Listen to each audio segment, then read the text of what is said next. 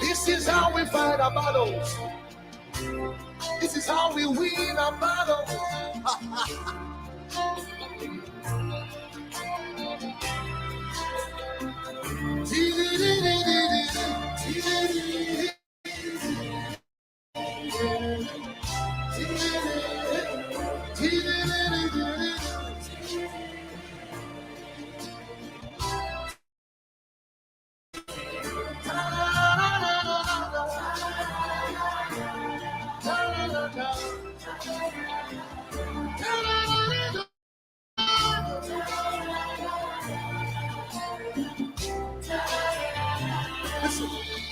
Yahweh Sabaoth, Yahweh Sabaoth, Yahweh Sabaoth, Yahweh Sabaoth, Yahweh Sabaoth, Yahweh Sabaoth, Yahweh, Yahweh Sabaoth.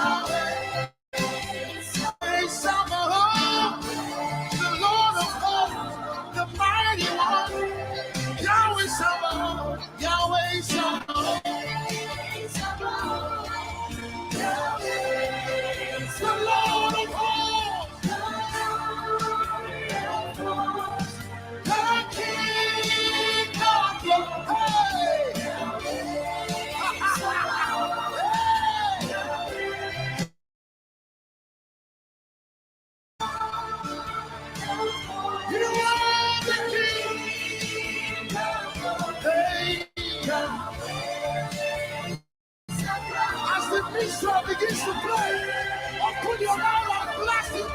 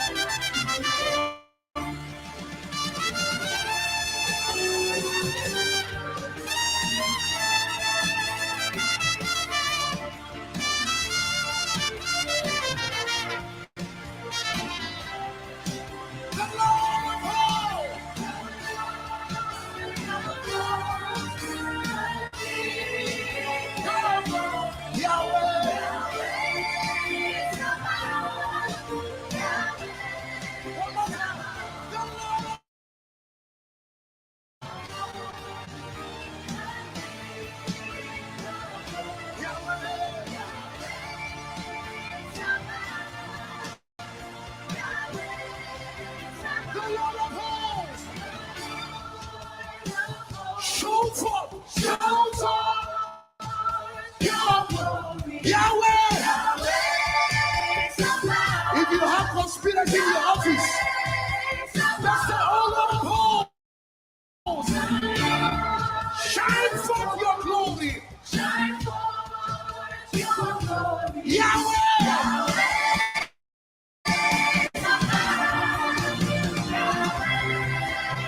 Oh Lord of hosts.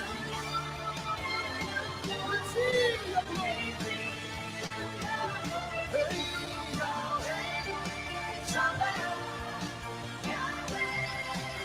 oh Lord of hosts.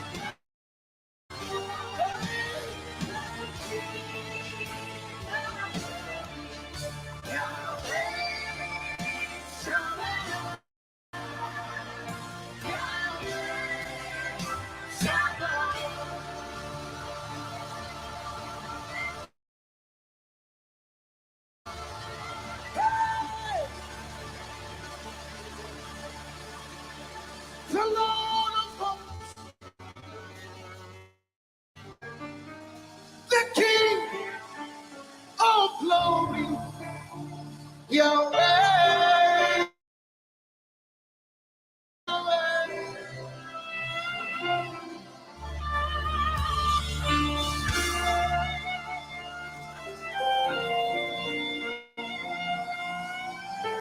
God doesn't care.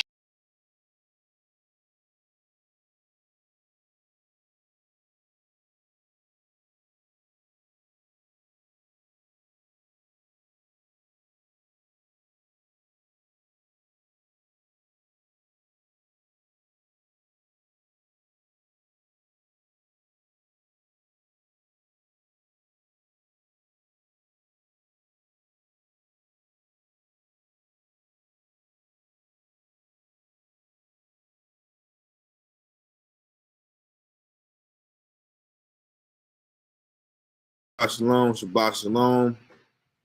This is your brother, your servant, Maury Mikael Ben Or, Chief Sar Dive Ben Yehuda. Welcome to Echad Malkut live lecture service for Shabbat. We greet you all in our mother tongue. My mother tongue, Shalom Aleichem. Shalom, shalom to the elders. Shalom, shalom to the teachers, servants, sons, and daughters, even to the Goyim who serve Yah in spirit and in truth. We bid you all a Shabbat Shalom. Welcome back to another live presentation and lecture with Echad Malkut Ministries. We pray everybody's week was good. Before we move forward, can everybody hear me? Let's get a sound check. If y'all can hear me, just drop some ones in the chat. If y'all can hear me, drop some ones in the chat. Just so I make sure y'all can hear me. Sister Warrior, we gotta check in. Shabbat Shalom, Sister Warrior, Miss Bakar. Hallelujah. So we good? We good to go? Hallelujah. Before going, you got anything you want to say? Shabbat Shalom, everybody. Thank you for joining us. Hope everybody had a blessed week. And you take this time to rest, to get in sync with Yah, and hopefully this lesson will add to your faith and you will find edification out of it. Other than that, back to you, Moy. Hallelujah. So with that being said, first and foremost, I want to say apologies to everybody who joins the Wednesday night Bible study. I know we've been absent for the last 2 weeks due to some mishaps, but we ask for y'all forgiveness, and we will be back this Wednesday for sure. Guarantee we'll be back this Wednesday for another Wednesday night Bible study. For anybody who's interested, if you email us at the email going across the screen, if you're interested in the Wednesday night call, we will add you to our mass group chat where we put out the links to join. So, brother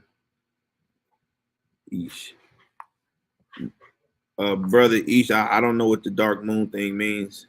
I know I seen you put that last week, so we can clarify what that means for us. But other than that, bid you shalom.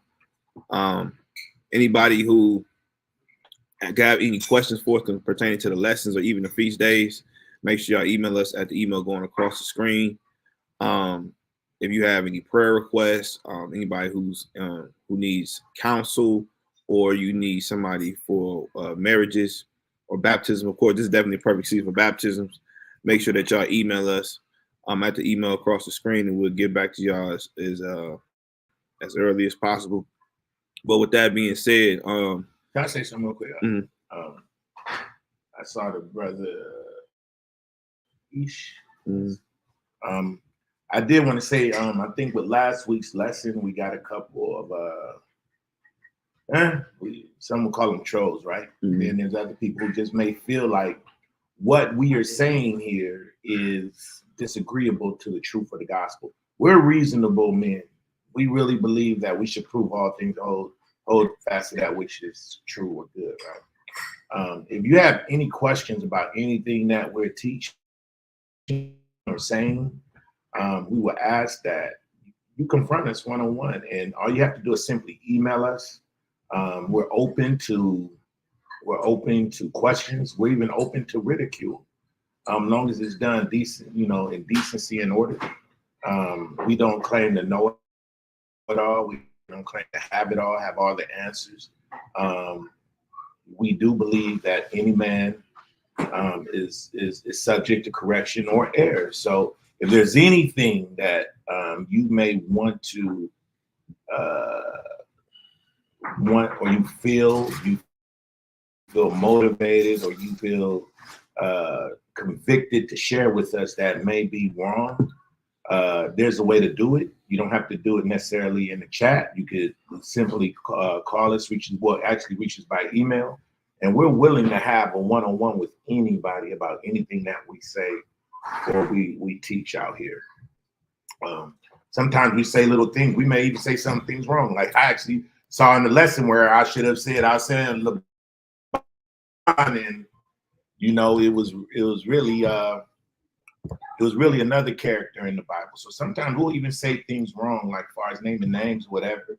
And sometimes we just in the lesson, we're in the group, and we may say something wrong, but that doesn't mean that our dog. Again, but we're open to ridicule. And if you got any questions, feel free to ask us, man. We're an open book over here.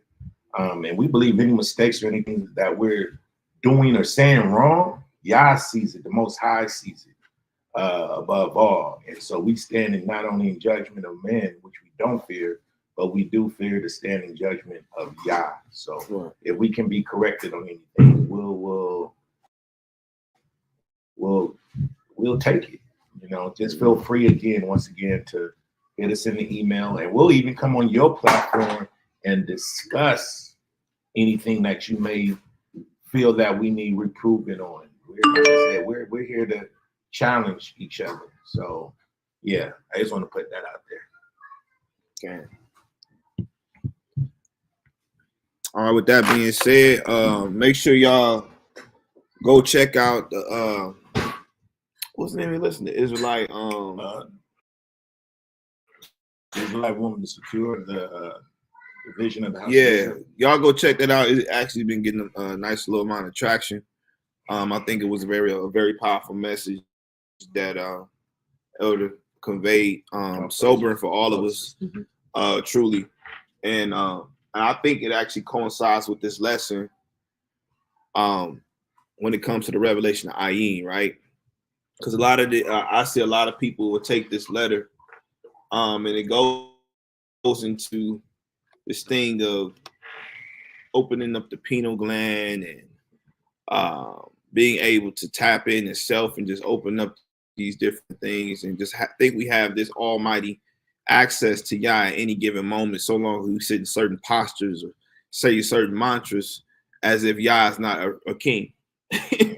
I don't know any king on this earth in history that allowed anybody and everybody to come to them in any way, shape, or form. We even see when we go to Vashti, she was the queen, right? She came, what's the king name? I forgot the name of the king, but when she came to him improper, he put her away. And you see that there was even a certain time frame. You couldn't just come to the king when you wanted to. He had to actually call you. He had to bid you to come. Right. So when we have this understanding that we can come to Yah without the proper knowledge of how to come to Yah and the posture to come to Yah, we have what you call one world religion or esoteric new age science. that we can come to God any way, shape, or form, and it's not true. It's not the facts. Yes. Even going back to elder lesson, when you see when you understand the value of anything, there's a certain way you have to take care of it and nurture it. So even when you're using it, it comes to you in the right posture. You use it in the right posture. Yes. And that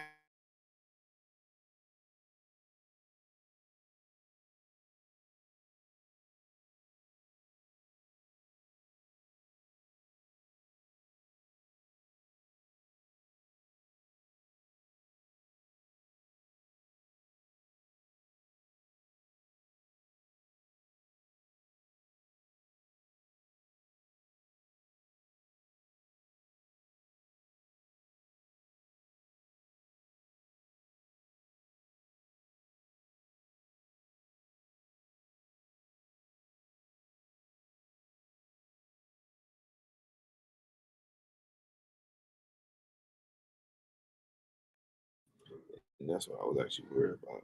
Can y'all hear me now? Are we still frozen? Let's get a sound check real quick. Oh, you just got kicked out.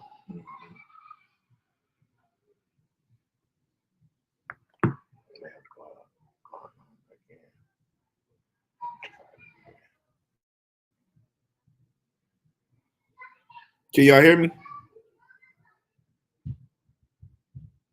Okay, Sister Wire says she can hear me. Tamaria, can you hear me? Can you see me?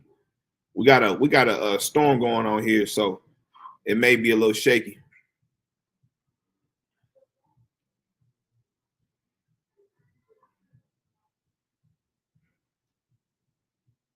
Okay, so we just waiting on you. Let me see, cause we stuck on here too.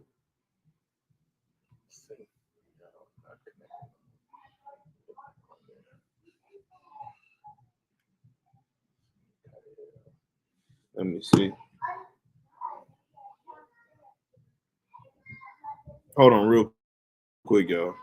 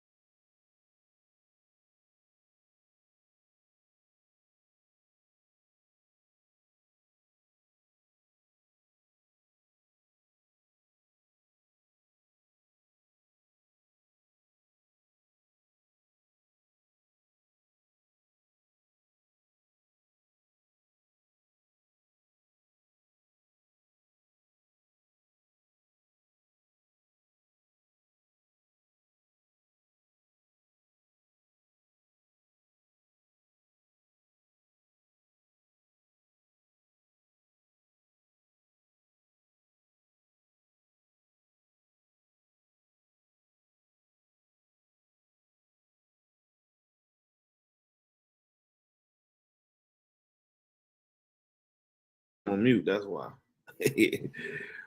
All right, am I still frozen? Can y'all hear me now? I don't know how I got on mute. Can y'all hear me now? My bad, y'all. I was actually on mute. I know I ain't getting that over. So I'm gonna go over that again because I don't know what y'all heard. So Ayin means to watch, no shade. It's a picture of an eye. What it said was you can see that it goes through, you're able to see, you're able to watch, and you're able to obtain knowledge. And so you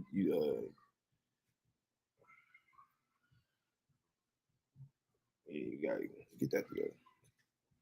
So it says, as the eye is the window of knowledge. So this is they use this in a metaphorical way of being able to retain or understand something, right? So it said the name of the letter is Ayin, a Semitic word meaning eye. This letter is silent in modern Hebrew. There is no indication that the ancient Semitic had a sound for this letter as well, and appears to have been silent in the past.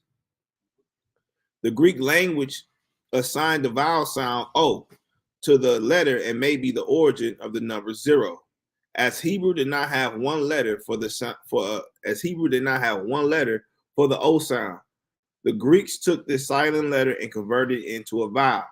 The early Semitic evolved into the simpler form of Ayin in the Middle Semitic and remained the same in the late Semitic. Now, when you go over here, right, as y'all know, every Hebrew word has what you call root words or parent root words. You understand? And they even have what you call child root words too, that interconnects like branches. So when you go into the Ayin, we're gonna go with the foundational definition. When you go into the word Ayin, like I said, it means eye or it means to look. But what we also find out is it also means to spring forth, or it means a spring of water. Now, what's significant about water? A spring of water specifically, not just any type of water, but a spring of water. Constantly moves. What else? What else about a spring of water? What does a spring do?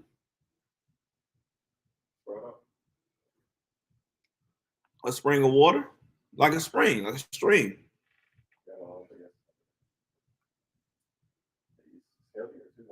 Healthier, right? It gets some minerals from the rocks. It also nurtures the vegetation. Does it have an ending point? No. I mean, it does. It pours back into the ocean, right? The spring. That's not necessarily, it's a cycle. That's called a cycle. Right. So it doesn't have an ending point. It's not like a lake where a lake is kind of circumference in this little area. But a spring constantly is flowing because it's called what? Channels. Mm-hmm. So it has different channels that it goes through.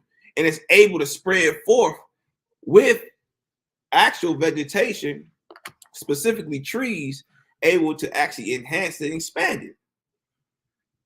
So trees play also a great benefit on making sure the expansion of the spring goes forth. And it goes through this natural cycle. So you got Ayin, it can mean an eye, to look, to watch, to see, to obtain knowledge, but it also could mean a spring of water.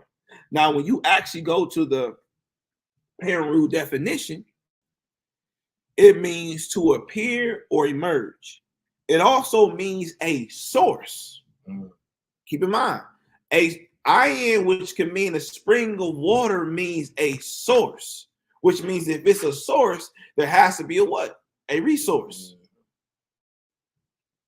It also means to appear. It can also mean to contain. Now, what I thought was interesting, because how can you get all this from an eye? Because the eye is a window. It's a constant window of letting things out and putting things back in, right? They often say the eyes is the window to the what? So because through looking at your eyes, you can tell a lot. This is even physically. You can tell somebody dealing with liver cancer, kidney cancer. You can tell somebody dealing with sickle cell anemia, right? You can tell somebody has anxiety. You can tell somebody has a lot of fear because a lot of times they don't look at you. They're constantly looking down or they're looking away. Or somebody's directly looking at you and they're not moving. You can tell they're very bold. So you can tell a lot about a person by way of the windows of his eyes, right?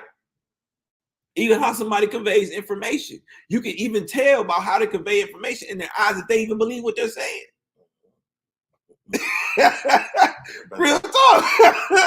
They constantly talking and they doing this. Yeah, you know, man, you know. And honestly, many people do that. It's all, bro, you don't believe what you're actually saying. Because anybody who has a real conviction of their belief, they make sure the person knows that they're there. So the eyes are a key to a lot of things, including who you really are. Okay? So when we go to, I'm going to put a video on, right? Y'all probably ain't going to be able to see.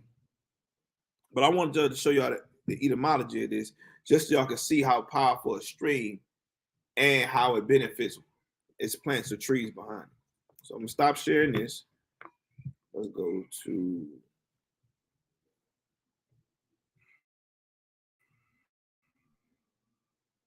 Let me see. That's I'll put this one first.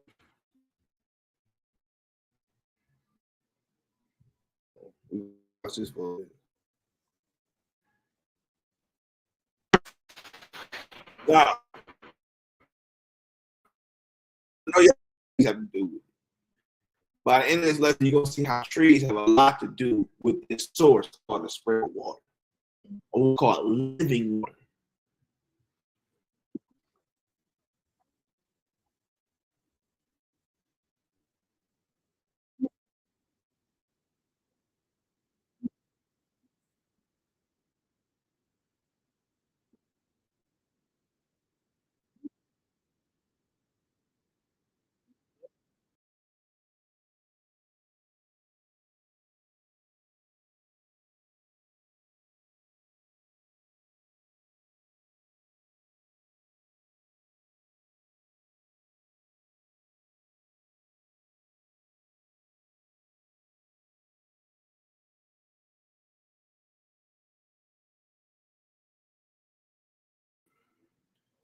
My bad, y'all. I was too many people on there. Is anybody else on the internet here? No, I'm not. My tab is not either. My bad. I'm gonna start the video over so y'all can see. I didn't even realize I was kicked off. How trees help create the fresh water supply. Trees and forests play a key role in producing the planet's fresh water supply by both creating and attracting clouds, and by guiding rainwater into rivers, lakes, and the underground water table. Restoring currently damaged land with tree planting is the most effective way to secure a continual supply of water for drinking, agriculture, and to support all life. Here are 4 major ways that trees manage the water cycle. So trees add moisture to the air and create... What she started talking about, these trees who's connected to this spring of water has a very important role in making sure everything from the animals, the bugs, even allowing the clouds to circulate through nature itself and feeding agriculture. This tree is an intercessor between the living source called water and everything in creation. Y'all follow me?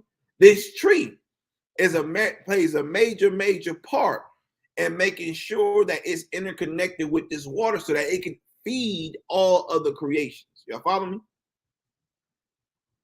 Clouds. Trees draw water up from their roots all the way to their leaves, where it becomes water vapor and is exhaled into the air. At the same time, so it said that this tree is able to tap into the water and draw out water so that it's actually able to supply oxygen to the air, which as humans we need, right? So trees play a major part in even for us being able to obtain what they call the nefesh, or the breath of life. Come on. The tree's leaves release friendly bacteria that trigger the airborne water vapor to cluster together, forming clouds. These clouds also attract higher clouds in the sky that would have otherwise passed over these regions, combining with them to bring additional rain to the forest. This process circulates water from deep underground into the air and back down to the earth. This tree takes and then when it's done, it gives back. It takes and then it gives back. It's also slow rainfall. Rain falls to the ground quickly.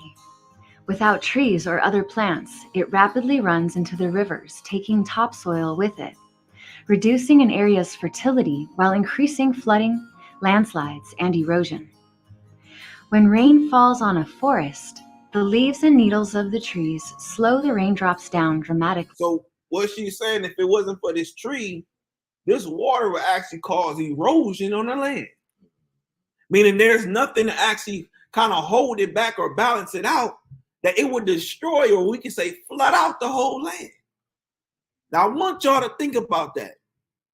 This tree plays a significant role of being an intercessor, not only to creation, but the source called water, to make sure there's balance.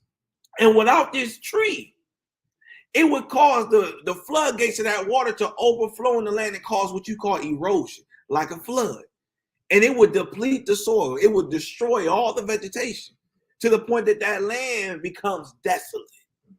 So without this tree, the land will be overtaken and become desolate. Follow me? I want y'all to keep that in mind. Gently bringing the rain down to the forest floor. Trees then help soak the water into the ground. The rainfall on the forest floor then soaks into the top layer of soil, which the trees have helped to make healthy and absorbent. The water captured by this spongy soil gradually filters down through channels created by the tree's roots and soil organisms into the underground waterways of the water table. From here, gravity continues to draw the water through the earth until it emerges as a spring that feeds streams and rivers, or until it is drawn up from the ground through wells. Trees keep... You hear what that said? Until it's drawn up into the ground from what? Wells. So let's go. So with that being said, we're gonna read from the Zondervan, right? And see what was the significance of trees according to our fathers. How do they view trees and the essence of trees? Because trees is actually spoken about over 100 times in the book. Trees was a significant part of actually showing how fruitful the land was. Even when you go into, I think it's either Deuteronomy, I believe it's Deuteronomy, when it talks about when they went to the land of Canaan, right? It said destroy everything except the what? The trees. Right? It said the trees. Why? Because those will be what? At some point, it will be food to you. So trees play a significant role on the survival of a people, whether we talking spiritually or whether we talking physically. And when I say spiritually, I don't mean in the essence of a physical tree. But remember, we see Mashiach giving parables that compare men to what? Trees. So the comparison, the similarities of the importance of a tree is just as important as man is. Or let us say Israel is to all nations. You see what I mean?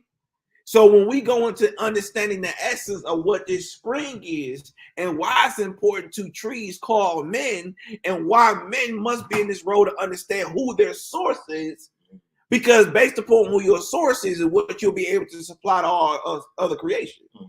Y'all follow me? So when we go into trees, right? It says tree. Palestine in ancient times must have been extensively wooded, as there are over 300 references to trees and wood in the Bible.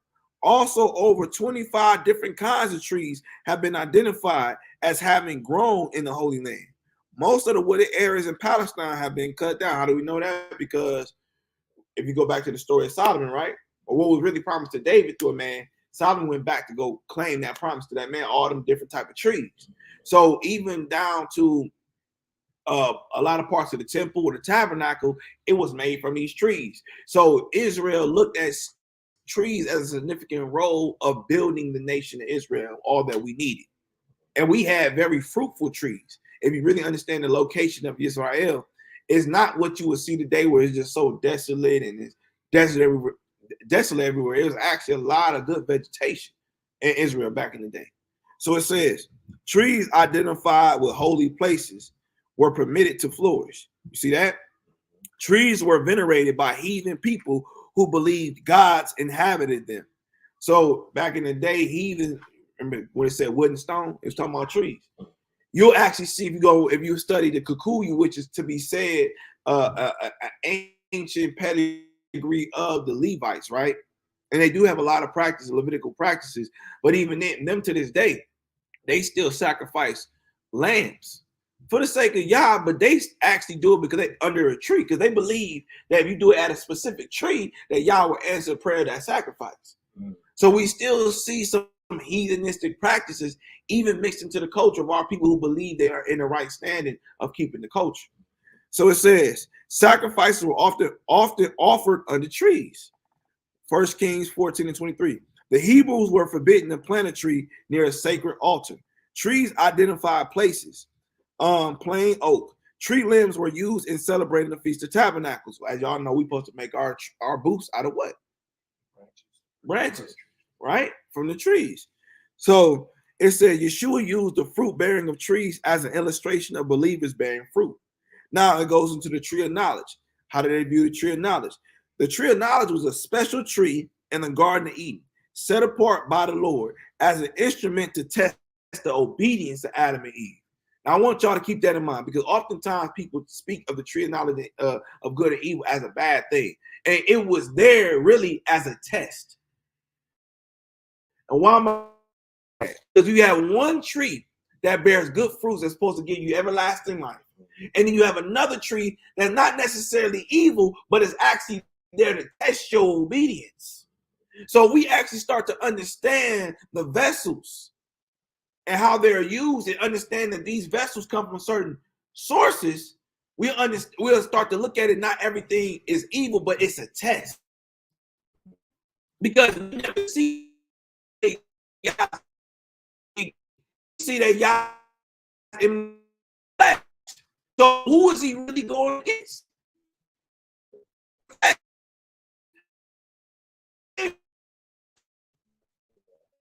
Satan. Who did he use to test you? Who tested Yeshua? Even when it came to getting into David's ear about number, you see that? We keep trying to give too much power to this instrument that tests us, where really the power is in the is going to be ruled or overtaken by the Spirit. You are not at war with Satan. He is an enemy, don't get me wrong, but you're not at war with Satan. You're at war with your flesh.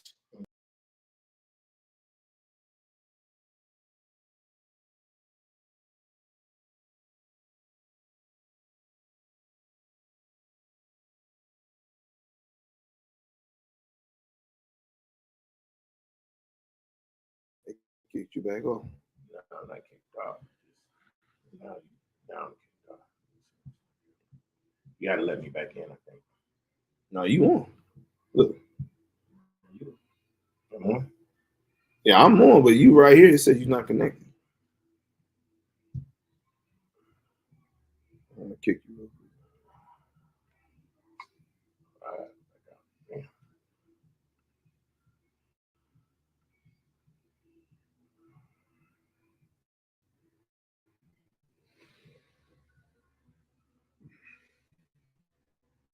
Yeah. So when you look at this tree of life and tree of knowledge of the evil,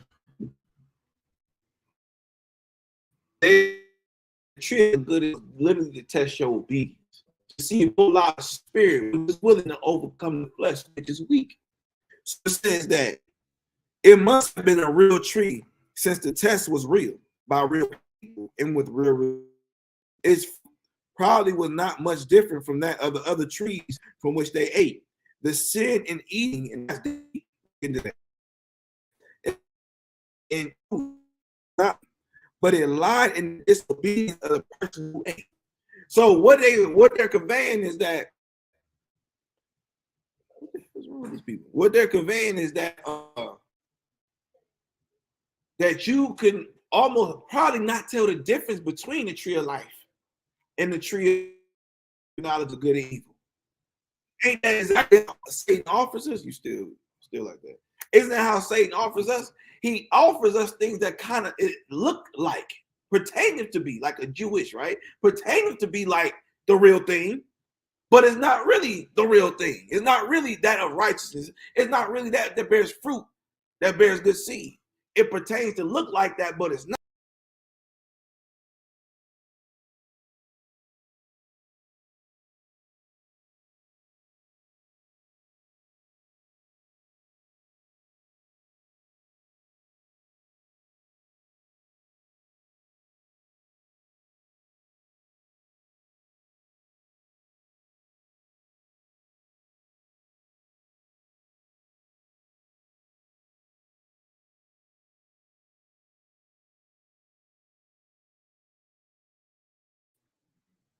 Can y'all hear and see me?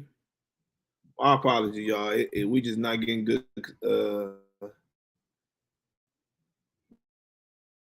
reception right now. Back on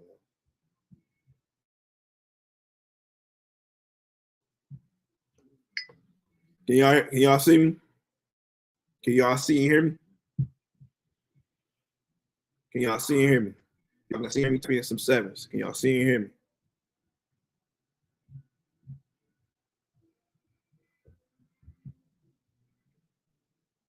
Okay, perfect.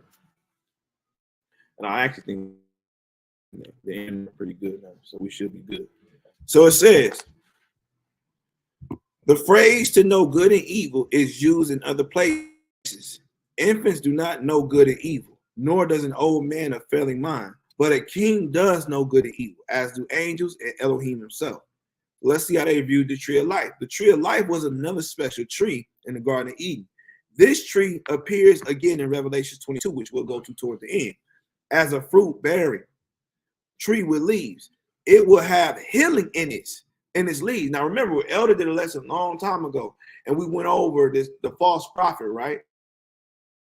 It's anti-Messiah. And what we talked about, the only thing that anti-Messiah wouldn't be able to do is what?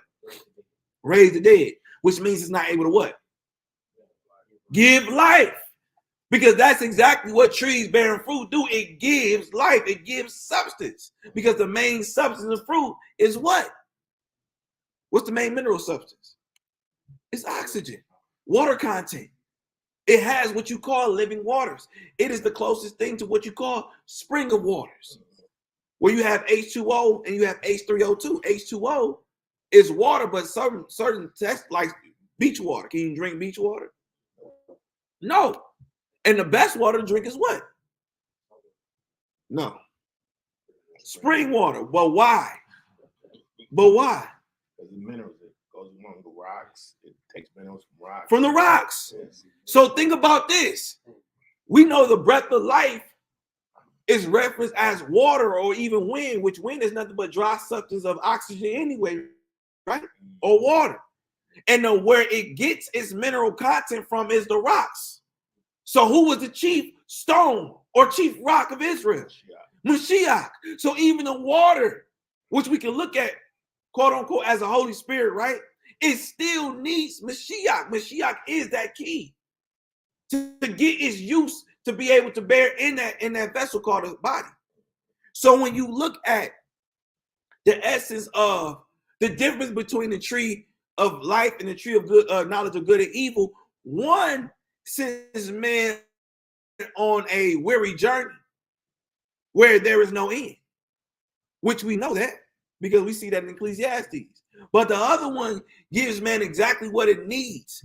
So not only that man's able to bear life, but he's able to bear eternal life. You understand that? So when we look at the Ayin, and it's talking about the eye that sees, watches, and obtains knowledge. But the root of that knowledge is this spring of water. And this spring of water has many different channels to it that's supposed to be of use for this tree, which this tree is able to be of use to all creation. We're seeing that the Ayin is that knowledge of the spring of water, or what we're going to call the living waters. Y'all follow me? So when we break this down, you got Ayin. Ayin has Yod and has Nun. Ayin means to see, watch. I think that's true. To see, watch, Spring water, or it also means shade, which is why I went to, okay, why would they say ayin and shade? And it makes sense now, because when you go into the element of how trees are of use, it's a just call King. When you see how trees are actually of use to spring water, you will see that trees actually help shade off the spring water, so it won't be eroded, or it won't be polluted in a sense. Therefore, we see that the tree, not only does it give life to all creation by way of the source of water, but it also hides or protects that knowledge. It helps hide and protect that knowledge and keep that knowledge. It makes sense? Or keep that spring, as we should when it comes to the word of truth. By the truth and what? Sell it not. So when we come into this truth and God gives us this truth, we shouldn't be selling the truth for filthy lucre. Huh? But it should be to all the children who want to suck and who are thirst for Mashiach. Hallelujah. Hallelujah. But at the same time, once we become a tree in that kingdom, and we become a resource to that source called the living water, to the spring of water, it is our duty, while we're supplying all creation, it is our duty to simultaneously protect that spring. Which would, in this case, would be as a watchman. Y'all follow me? So then you have Yod, which means to work, guide, make, praise. Then you have Nun, which means to continue, heir, son, or offspring. So y'all know I usually do like a revelation to break down these letters together. But I think the best breakdown is if we go to Jeremiah 17. Let's go to Jeremiah 17. We're going to start at verse 7.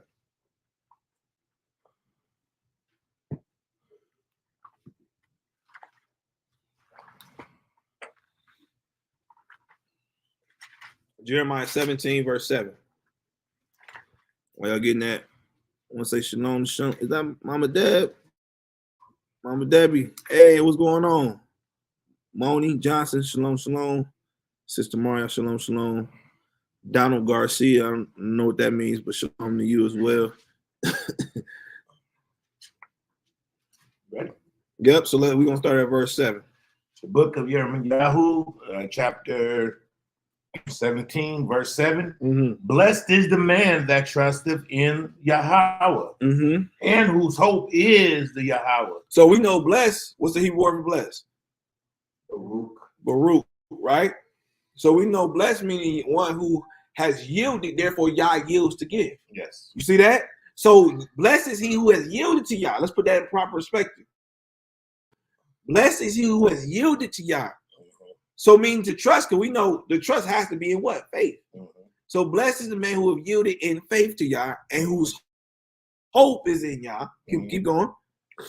For he shall be as a tree planted by the water. He should be what? A tree planted by the water. Now you see why we went to tree? Because guess what? He who submits to the will of Yah becomes as a tree in Yah's Garden of Eden. Yes, sir. He becomes partaker or a part of that tree of life. Therefore, he's able to now give substance and be able to even take from that spring willfully. He's able to root himself in that spring of truth willfully. Therefore, he can be of use to all that is need of that tree to be eaten off of. Because remember, when we talked about Ab, what was the root definition of Ab? Strong leader, strong ox. No, that's the surface definition. But remember, when you start breaking it down, the root was he who is ripened. Okay. So what's the only thing that can be ripened? Fruit. Therefore, fruit has to come from what? A tree. A tree or a vine. So therefore, we know, and when you understand this, you will see a tree and a vine is that which actually needs the most water. So when you go into understanding that, you have to understand what is your source. Is your source the tree of knowledge of good and evil? Or is your source the tree of life? You see that? Because based upon who that source is, we would know. And here's the thing: you can confess all day that you believe in Mashiach, or as we know as Jesus the Christ. You can profess all day, but by the end, when your fruit starts to ripen, or maybe it never ripens, or if it ripens, it has spot or blemish, we will know who your source is. We will know who you have been watching and seeing and obtaining knowledge from. Because based upon the fruit that you bear at the end will determine who's your source, or as we know, who is your master. Because you cannot drink of the cup of what? Devils, or the cup of Adonai. You have to drink from one vessel, one source, so that you can be able to now channel or expand that source to others who need it. You see that? Everybody, and I'm glad the elder said this. He said everybody there's nothing wrong with being used. Everybody is used. Everyone. There's not one person on this earth that is not used. The question would be, who is using you and how are you being used?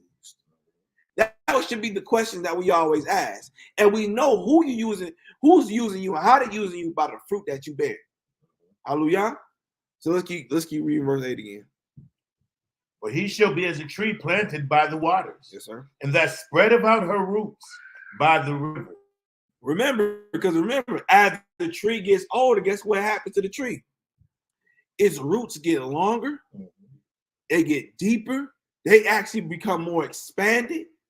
And you can't even really, even if you look at how they cut trees, can they really cut the root down? No, they only go to the lowest part, but they can't even remove the root because the root is planted in the earth that it cannot be moved. That it cannot be moved. And guess what? We should be the same way when it comes to the word of Yah. That spring of truth, that spring of knowledge of Yah and spirit and in truth. That no matter what you chop off a branch, no matter if you chop off some leaves, that at the end you cannot cut the root out of me. And we're going to see through the scriptures what that root should be. So read that verse 8 one more time. For he shall be as a tree planted by the waters, and that spreadeth out her roots by the river, and shall not see when he cometh, but her leaf shall be green. It should be what? Green. So how do you know when somebody's losing that oil of spirit, or when a tree is losing its hydration? What starts to happen to the leaves? It starts fading away. It starts discolorating. It starts literally losing the spirit. And if you've been in this walk long enough and seen people turn to their vomit, you know that there's a certain dryness that come over them. It's a certain darkness that come on. They don't look as moist anymore. They don't have that vibrance no more. Yeah. And if you've been ever been one who drink a lot of water, you know a person who drink a lot of water got tight skin and their skin look vibrant. You know somebody dehydrated because their eyes get to sucking in, their skin get to be tight, throat sound dry. They look very dry. But guess what? Y'all so pray, he made your body even like a tree. You would even start to look discolorated if you don't receive your hydration. But we talking about spiritual hydration today. Because based upon who you getting your source from, there's no different than this. And this is scientifically proven. If you drink too much purified water, you actually become dehydrated. But if you drink spring water, you don't. And you actually become more hydrated getting your water from your fruits. And I'm not going away and saying don't drink water. I'm not saying that. I'm just showing you that there's levels to hydration. And just because something pertains or looks like hydration, called purified water, or what the people like to say, alkaline water, or distilled water, does not mean it's of the same substance as the natural spring water. And that's the same thing when it comes to us as men, women, and even children. Based upon who you get your source from, they can either dehydrate you, spiritually dehydrate you, or they can spiritually hydrate you because their source come from that living waters.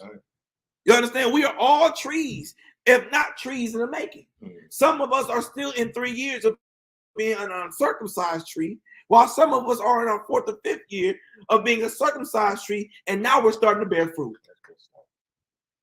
You see that? Now you gotta ask yourself. And let's just be honest, a lot of us men, we prematurely put ourselves in a position of being circumcised when we're literally and mentally still uncircumcised. So you got to ask yourself as a man, are you still an uncircumcised tree?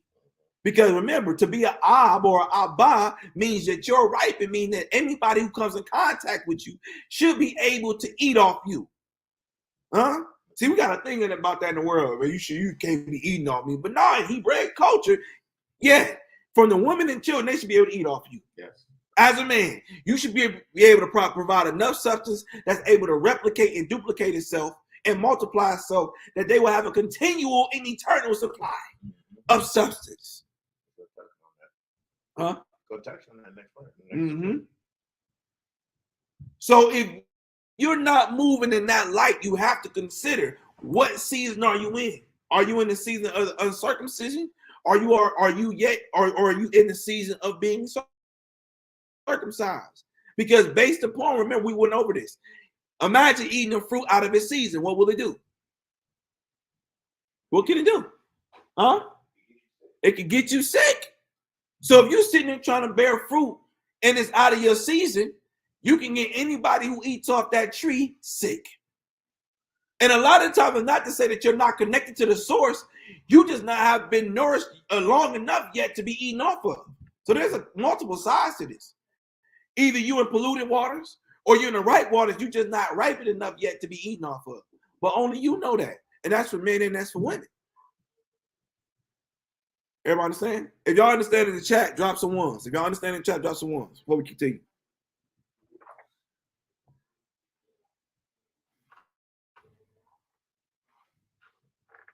So we see that it said, this type of tree shall not see when he cometh, but her leaves shall be green, and shall not be careful in the year of drought. Meaning this, even when it's a drought or a famine, right, this tree will still be able to stand. That's it. Ooh, It'll still flourish. It's gonna still flourish even in famine. Mm-hmm. It can still flourish during the pandemic. Mm-hmm. It can still flourish during any type of elemental damages that's going on. Yes. So that means it's able to withstand storms, right? Yes, sir. Just like when we see the parable about the waters that hit against the wall, it would not be moved because it's standing on what? Rock. Yes. Just like spring water gets its minerals from a rock, and everything attached to that is able to stand the test of time because it's attached to that water, that's attached to that rock, and that rock lasts a lifetime. Yeah. See that? Yeah, please go ahead. It speaks to consistency. Mm-hmm. It speaks to someone who's been planted by those still waters. They're able to stay consistent. They're not moved by time and circumstance. Right. You know what I mean? They're consistent. They're not wavering. Mm-hmm. They're fruitful no matter what. Yep. Because they're planted by the still water that flowing. And Mashiach told us, out of your belly shall flow rivers of living water, right? Going to let's know. We're gonna go there. We're gonna go there too. We're gonna go there. So we're taught, like, if you so long as you're plugged into the source. There you go. Right. So long as you stay connected to the source. Attention, your battery is running low. Please plug in the power adapter now. And then we're going to actually find out that as there's really going to be natural drought coming soon, as well as we see there's economic drought, right? Mm-hmm. We see that there's social drought. Mm-hmm. And when I'm saying social drought, you're speaking of men being evil towards one another. Yeah. Hard-hearted. You see what I'm saying? Where you're not seeing love.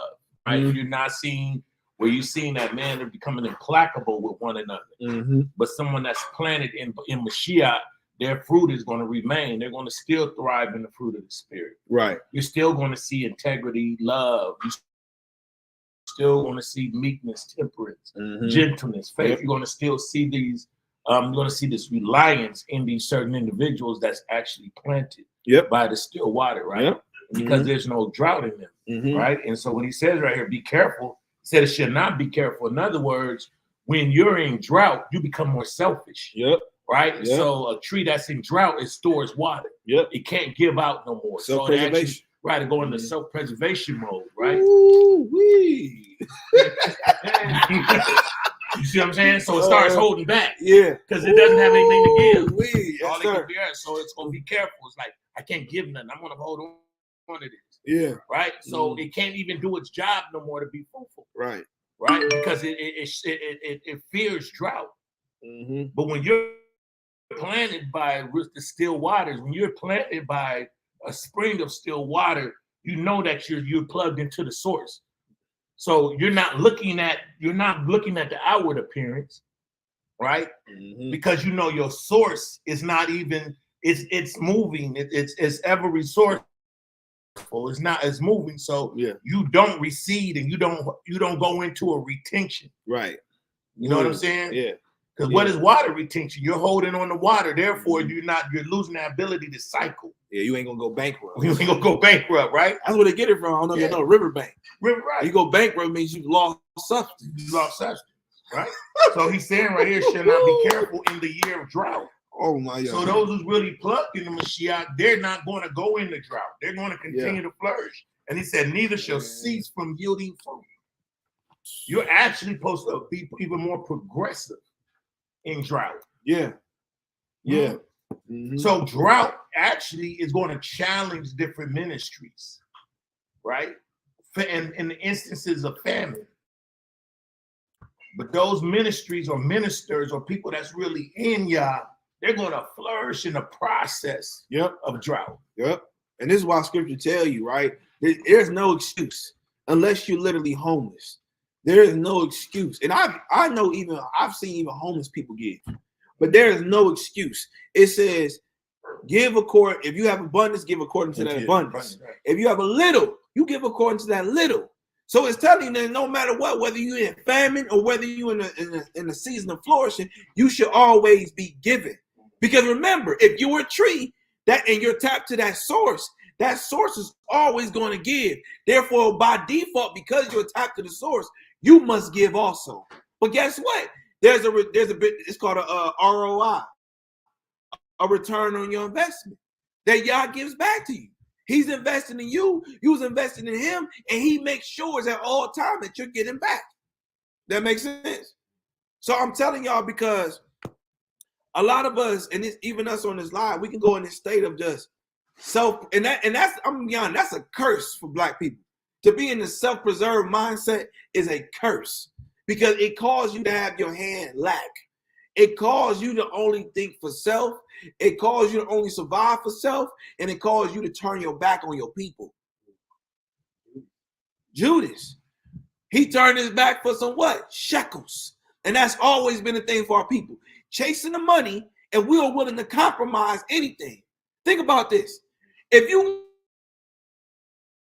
want to intercept or break any barriers on the people, who do you need to use to get into their people? Their own. And his own came and his own received them not. So when we go into this survivalist mindset of not wanting to give and only think about self, at the end, guess what? It's only going to be you. And that's the loneliest place you can be, just like Judas. He was by himself at the end. Yeah. And you'll see a certain right that he actually regretted his decision. Gave it back. Gave it back. He gave back the third piece because he saw that it wasn't worth it. Because just like these famous people that people idolize, even Hebrew Israelites that idolize these famous people, at the end they got all this money and still ain't satisfied. Because the flesh is never satisfied. And that's exactly what the tree of knowledge of good and evil represents. It is the tree of flesh. Because knowledge is endless. There is no stop to. That's why I said, which banks or river are you attached to? Because each river has different channels that it go to. One is eternal. But this other channel or this other tree is tapped into another source that is never satisfied. But it's only there to test to see, are you even satisfied with your creator? And that's the end of it, really. Are you satisfied with your creator? Are you satisfied with where he has you at now? And if you're not satisfied, is it his fault or is it yours? He said it's better to be poor and have a little than to have abundance and have a hardened heart. So he's telling you, you think about it. The most poorest people be the most satisfied people. They cool. You know what? It is what it is. And even if you listen to their testimony, they always tell you what they did wrong, but God always preserved them. If you really ever talk, when we feed the homeless, I really go talk to them. Because I make sure I don't want to be there. What got you here? Why are you here? And a lot of times they tell me it's their fault. And they always end it with, God still preserved me. I thank God. Thank God. Most of us don't even wake up thinking we got a house, we got a car, we got a job, and don't wake up thinking Yah. But this homeless person on the street with a sleeping bag and don't know who gonna touch him in the middle of the night, don't know who gonna do something to him, and still wake up and say, thank you for preserving. Hallelujah. Blesses the poor. It's a reason for that. It's a reason. For they shall be rich. For they shall be rich. So let's keep going. So let's get to it. Let's go on. Let's understand these trees. Let's go to Genesis 2. I know we go over this a lot, and I now understand what Zaquin Noriyahu said. He said it took him years to really get the essence of Genesis 1 and 2. This is a year study right here. So let's start at verse 6. 2 and 6. Yep. The book of Bereshit 2 and 6. But there went up a mist from the earth, and watered the whole face of the ground.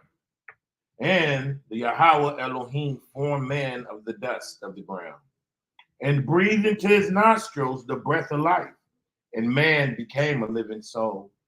So just like a tree, where he planted this tree from this soil. Interestingly enough, man was planted in the same fashion.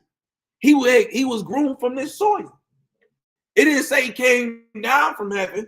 It said this mist came from the actual earth and started to form man from the dust of this earth. Let's keep going. And the Yahweh Elohim planted a garden eastward in Eden, and there he put the man whom he had formed. So hold on. Let's go back. He said he breathed into his nostrils the breath of life. That's oxygen. Don't the tree hold oxygen? Right? That H2O substance, right? And he became a living soul. What does soul mean in Hebrew? Anybody?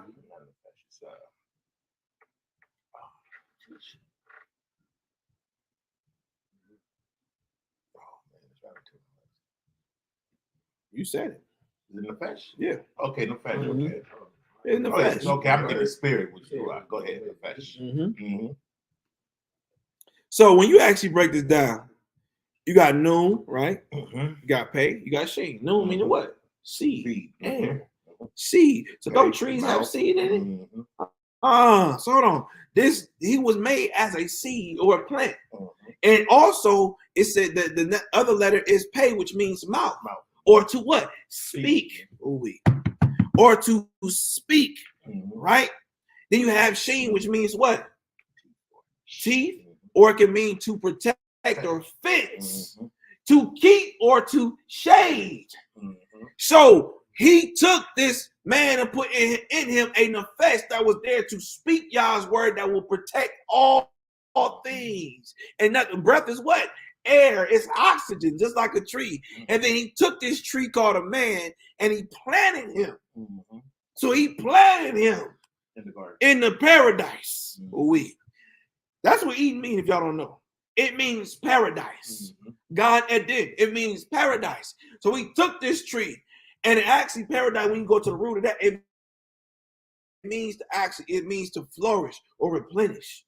So he put him in a place where he would be replenished and where he would flourish. No different than the Garden of Eden, because it surrounded the Garden of Eden. What? And those rivers, nourished all things in that garden, including the man. Yes. He made 4 rivers, right? And it's interesting enough. Aleph, Beit, Dalet, Gimel. Gimel means what? That's the 4th letter. It means he who walked in Yah's leadership. So 4, he gave man all that he needs to walk in Yah's leadership. That he will be nourished and he will always have a source that he can tap into, so he can be a resource to guard that which he's given him. Because that's the point of a tree, right? It's there to not only shade the source, but it's there to be a benefit to all creation that circumferences it. Y'all not ready for that, man. I don't think y'all understand what I'm saying. Y'all understand what I'm saying? What am I saying?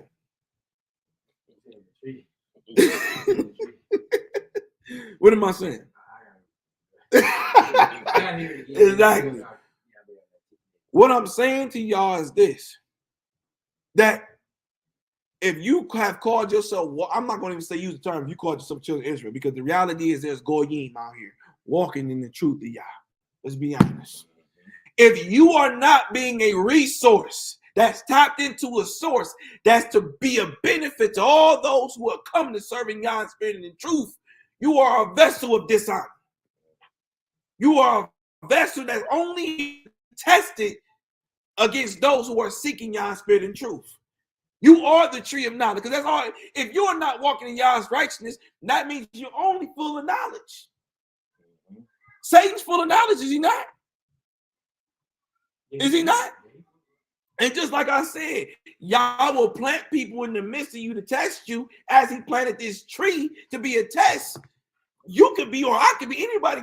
We could be simply here part of the tree of knowledge of good and evil, only to profess the truth, but to test those who really walking in truth. How is that for your ass? And that's a hard pill to swallow. Because you could be doing all this and only being used to test those who are really supposed to be in Yah. All because you walking in disobedience while speaking the truth. Let's talk about it. Let's talk about it. Don't think because you know who you are and that you just keeping Shabbats and you keeping feast days and you're wearing fringes or you're wearing hair wraps and earrings and these dresses that you are part of or a branch of the tree of life. You can simply be a tree of knowledge who just know and look the part, but does not walk in the part. Knowing good and evil. Knowing good and you know good and evil. You know who Satan is. You know you're supposed to keep the law. You know all these things, but you're so focused on other things that you have become vessel of dishonor only just to test those who are in honor. Or you could simply be a tear that looks like a wheat. Or you could simply be a goat that looks like a sheep.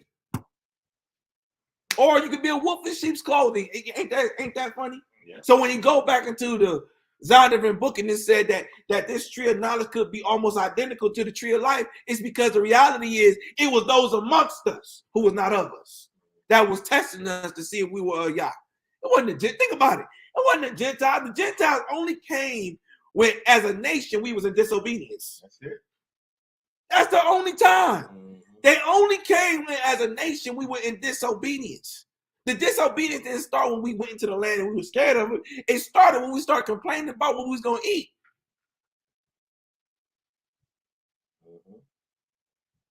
The disobedience didn't start with Saul. It started when we said we wanted the king like the heathen.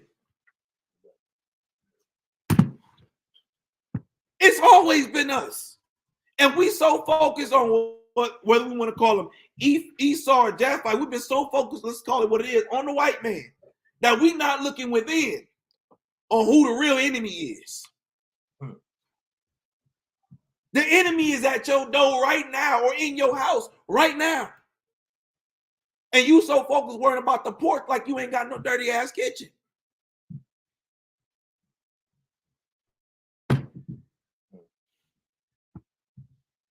I'm just being honest. No, real talk. We so focused on all other nations like we ain't got no heathenistic mindset Israelites in our nation right now.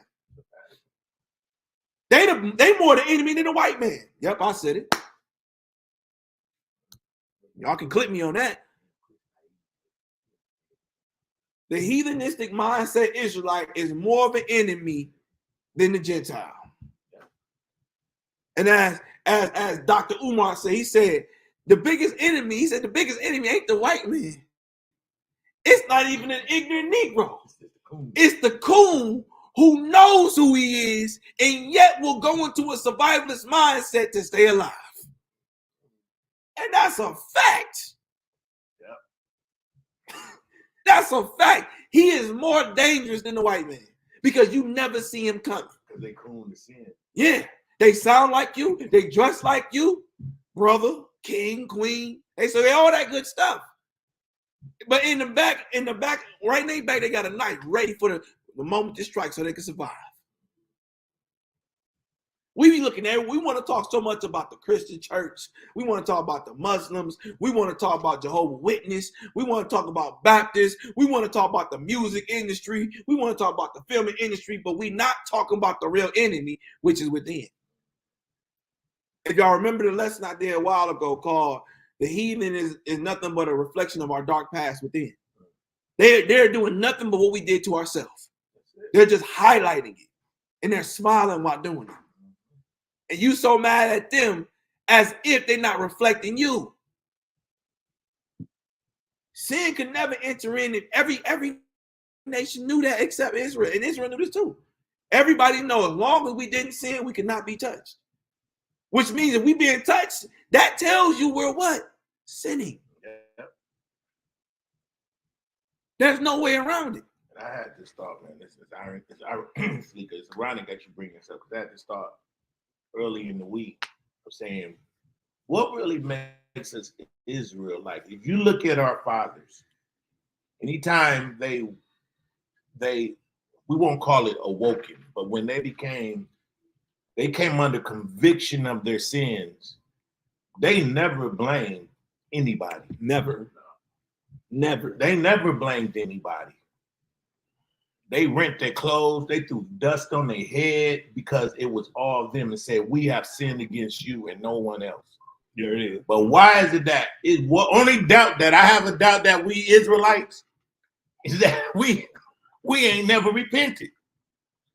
Nope. Out of all of these leaders, out of all of these these men from these camps, these men from these congregations, nobody thought once that we're supposed to repent as a nation.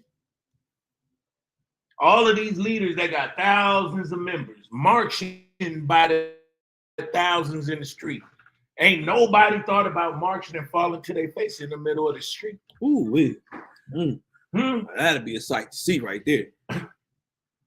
Out of all of these camps, setting up camps from New York to California, instead of having this white man kiss their boots, ain't none of them thought about falling to their face and repent before the Most High. Not one.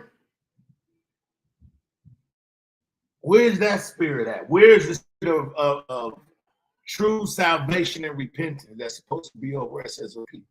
Mm-hmm. But we're still having the same conversations that black people are having in the world. The black woman ain't shit. The black man ain't shit. Huh? The white man is. The white woman that. Mm-hmm. We having the same conversation, just under another veneer. That's it. Just with a book. Well, this book has just become a book of knowledge.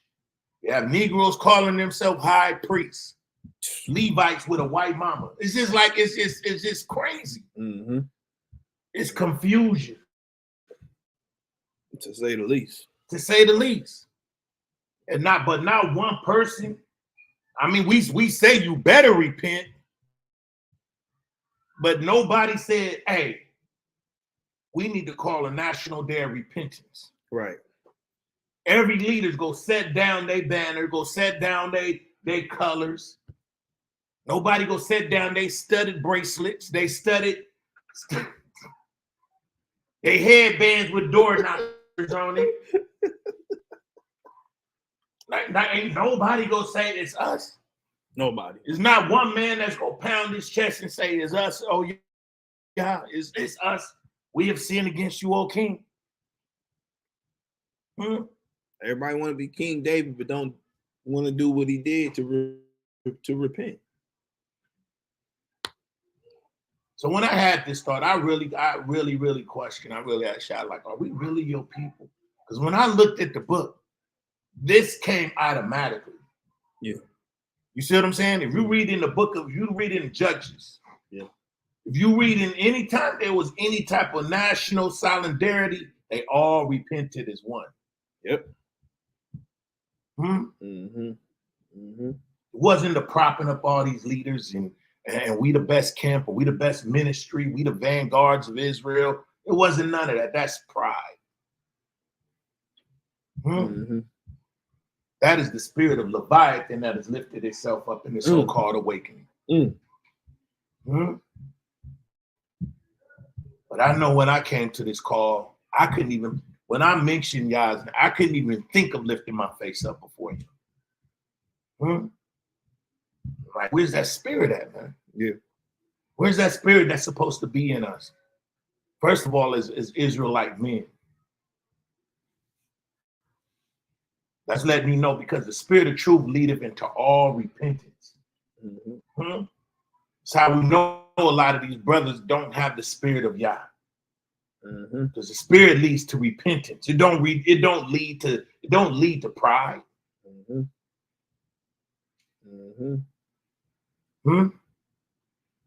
That's a fact. So where's that spirit at, man? Like for real. Before you become a 12 shield general. Right. And you know what's interesting, right? Going back to your lesson. When it came to wailing and crying out, who was always the reference key point of how to cry? The women. See, and we don't like to talk about that, but when it came to how, just like that man who ignorantly spoke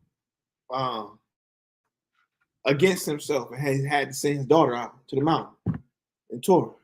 And when he said the first Christian I see, whatever he gonna exile, whatever he said, right? And the first person he saw was his daughter. And he started breaking down and crying. His daughter like, it's okay, I'm gonna do it. She went out, cried in the mountains. When you see prophecy, it's always actually referring to her. Ye wailing daughters. Why am I saying this? Because maybe it's me, maybe it's us, but I'm just starting to see more women get it than men. I'm starting to see more women get it than men. When it came to Yeshua dying on the cross, the ratio of women to men, who was there more than so than the other? It was more women than men. When it came to actually, no matter what they had to use to wash his feet, who was there? A woman. Nigga was like, hold on, don't use that oil, that's fine oil. Worrying about the money. Worried about the bag. Worrying about the bag. Yeshua had to tell him, hold on. He did this for my death. My death. I'm preparing, they're anointing my body for the burial. She's in the spirit. He said, tell this story forever. Why? Because he using these references on how Deborah had to go get the men. You Negroes, you supposed to be here. She didn't even, and that's the ironic part when women misuse her. If you really pay attention to the story, she didn't even want it. No. Right, Baruch, you supposed to be here. Y'all supposed to be here. Look, send this message off. No, I want to know. You gonna do it, I'm gonna do it. But y'all need to be in this position. And why are we saying this? Because when it comes to wailing, when it comes to repenting, when it comes to leading in repentance, men should be at the forefront. We always say, women and children, you can go no further. A nation can go no further than women's children. But the other part of that is this: a nation cannot move forward without its men. Because you need a pedigree to continue. So us brothers have to get tight understanding who is our source. You are not your source, Negro. You are not your source. Even when it comes to your woman, you are not the source. You still the resource. And you only are a resource based upon who you're tapped into, who is the source. When we come to thinking that we can take all things into our hands without Yah, who the first person you see that's not the truth? Our women. Brother, they may see one side, but neither. I see another side. You are not who you say you are. Because she's sitting there all dehydrated and shit, while you sitting there with glorious garments like you all hydrated. She's sitting here spiritually dehydrated, tongue all dried out, mind and spirit all dried out, while you sitting there coming to Shabbat smiling. Shalom, Akin. Brotherhood, sisterhood. She's sitting there. I need some rest, Negro. Why? Because we are not really who we say we are. Let's just keep it a buck. We're not who we say we are. And until we tap back into the source, which is Yahweh El Elyon, Rofeka, Eloheka, Yireh, until we tap into that one who really provides, we can't be that tree that provides to all things that need to be nourished. It is what it is. So let's keep going. We don't went on a tangent. Let's keep going. We have verse 8. Verse 8. And the Yahweh, Yahuwah Elohim planted a garden eastward in Eden, and there he put the man whom he had formed. And out of the ground made Yahweh Elohim to grow every tree that is pleasant to the sight and good for food. So hold on. We see the same process with the trees and the man, right? Come on, keep going. Of the garden and the tree of knowledge of good and evil. So both of these trees were planted within the house. Ooh. Both of these trees were planted within the house. One was used for substance of life, while the other one was solely used to test your obedience. How are we looking outside the streams of water, the rivers of water, when the problem and the test is within the house? Yeshua didn't say, I've come to put at variance Israel versus the Gentiles. He said, I've come to put that man at variance with his what? His father, his mother, his daughter-in-law, his son. So we see the problem is going to start where? Within. He said a man's foe should be of his what? Own household. If you actually go into that definition, foes does not mean enemy. Actually also means those who have opposed the will. But that's the whole point of the test. To oppose Yah's will and see if they can strip Yah's will from you. That is the whole point of the test. For you to open your mouth and curse Yah. Was that not yet Job's test? His own wife? That of his own rib? His flesh of his flesh, blood of his blood, bone to bone? So the test is always going to come within. And you got to ask yourself, what side of the river are you on? Which tree are you? You can be a tree full of knowledge. So you can know all that stuff. You can know the Hebrew. You can know the culture. You can know the feast. You can know family street. You can know all that and still have an evil heart. You know both good and evil. Or you could be you part of the tree of life that only knows good. Because that's all Adam and Eve was supposed to know in the first place. Was just good. Do good and good shall be done unto you. Let's keep going. And the river went out of Eden to water the garden. And from thence it was parted and became into four heads. The name of the first is Pison. And that is it which compasseth the whole land of Havilah, where there is gold. And the gold of the land is good. There is bdellium and the onyx stone. And the name of the second river is Gihon. The same is it that compasseth the whole land of Ethiopia. And the name of the third river is Hiddekel. That is which goeth forward toward the east of Assyria. And the fourth river is the Euphrates. And the Yahweh Elohim took the man and put him into the garden of Eden to dress it and keep it. Now, what does that word dress mean? To work. Okay, what'd you say, Al? I said prune. Prune. The Hebrew word is abad. Abad. It means to labor or to serve. So he took this man, right? He took this man to labor, or let's say nurture and function in his garden. So he surplanted him. He took him from one spot and he surplanted him or transplanted him into another spot as you would a tree. Because the thing about when you grow plants, right? You have what you call seed trays. Start this little circumference. And as it gets bigger, guess what? That plant gets more territory to grow. Ooh-wee. So if you're wondering why maybe your territory ain't expanding, it's probably because you're not rooted enough and have not grown. You're not dressing it. You're not properly laboring, just like roots. Roots actually work to actually find, literally, they go find the nutrients and bring it back to the plant. And that nutrients then goes up the stem and feeds the leaves. So if Mashiach is a branch of that tree of life, and we're also supposed to call Nazarenes or Netzarim, which also means branch. And at some point, you can take a branch, if you prune it properly, and it actually can form into a tree itself. But ain't that what was the whole point of dispersing the disciples? So they can be planted in different parts of the earth. so that the roots of righteousness can be spread across the whole earth. Yeah. And that's the same thing for us. We are all branches in the bigger scope of this tree of life that has been pruned and transplanted into another environment so that we can spread forth the roots of righteousness. But guess what? Just like the tares were planted with the wheat, some of us are planted with that too. Some of us are literally tares in the midst of wheat being planted the same exact way.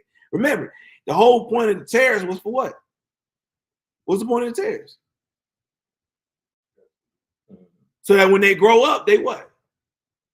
They separate. So at the end, let me tell y'all something. Let me bust y'all whole bubble at the end. At the end, you will know who's really y'all. See, we don't have to sit here and guess, oh, is that man really righteous or they right? At the end of that man's life or whoever's life, you will know if they were of Yah or not, because their fruit would bear the test of time. And if not, remember it tells you that man's name would die. And it wouldn't even go to the second generation. Tell you that in Sirach. That his name shall be forgotten. You will even see in the Wisdom of Solomon, chapter 2, where the ungodly are talking amongst themselves. Say, yeah, at the end of the day, we keep doing this. We might as well live YOLO. Our name ain't gonna be remembered anyway. It's like this, the shade of darkness. And some of us, let's be honest, are operating in that same way. At the end of our life, our name is gonna be as like the shade of darkness, not being remembered. And if I would like to add, just to back up a little bit, speaking into how Yah actually put Adam in the midst of the garden. Mm-hmm. Even though this garden was almost self-sustaining, right? It seemed like it was, but Yah put him in there to dress it. Yep. He put him in there to labor in that field. Yep. Right? And this is why the last couple lessons of the sisters really understanding that they're there to build. They're there when they're looking for a man. They really should be looking for A vision. The vision. Mm-hmm. The visionary. Mm-hmm. Right? So it's obvious that Adam went into the garden with the vision of what it should look like, how it should be dressed, how it should name things. Hold on, say that again. He went in there knowing what it should what? Look like. Okay. He should know. He should already know. He should have the Ayin. He should have the eyes to see what it should look like. And a lot of men, what's going on is a lot of these sisters, even in the Israelite community, and not to put any sister on blast, she was basically like kind of speaking to some of her, she was venting on Facebook, right? And she was asking, when is her man going to find her or whatever. And I'm like, well, you're supposed to really, long story short, says you're really supposed to be learning how to become a wife, right? Situating yourself before Yah where you should learn how to be a wife. Because when your man comes, when he finds you, you're supposed to be coupling with his vision. Okay. So long story short, she goes into this kind of diatribe, speaking to how she gave a man this and she is doing this for him. And she basically, then she in short said, she was builder bearing a man. I said, you weren't taking care of a man, you were taking care of a child. Right. Like Yah is never going to give you a man that you have to build. Right? That you're going to have to do anything for. Right. Right? In other words, that don't mean you don't be a helpmeet, you don't be an aider to progress the vision. Right. But the right man for you is the one that's already in his vision. If you see Yah establish Adam in a place where that he's supposed to be dressing, that he's supposed to be occupying. A lot of these sisters are messing with visionless men.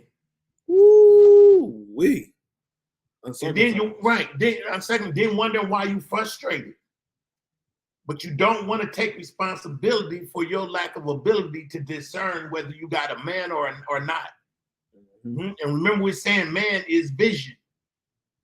So you're marrying a vision. So when Yah brought Eve to Adam, that man already was occupying. He was already doing his work.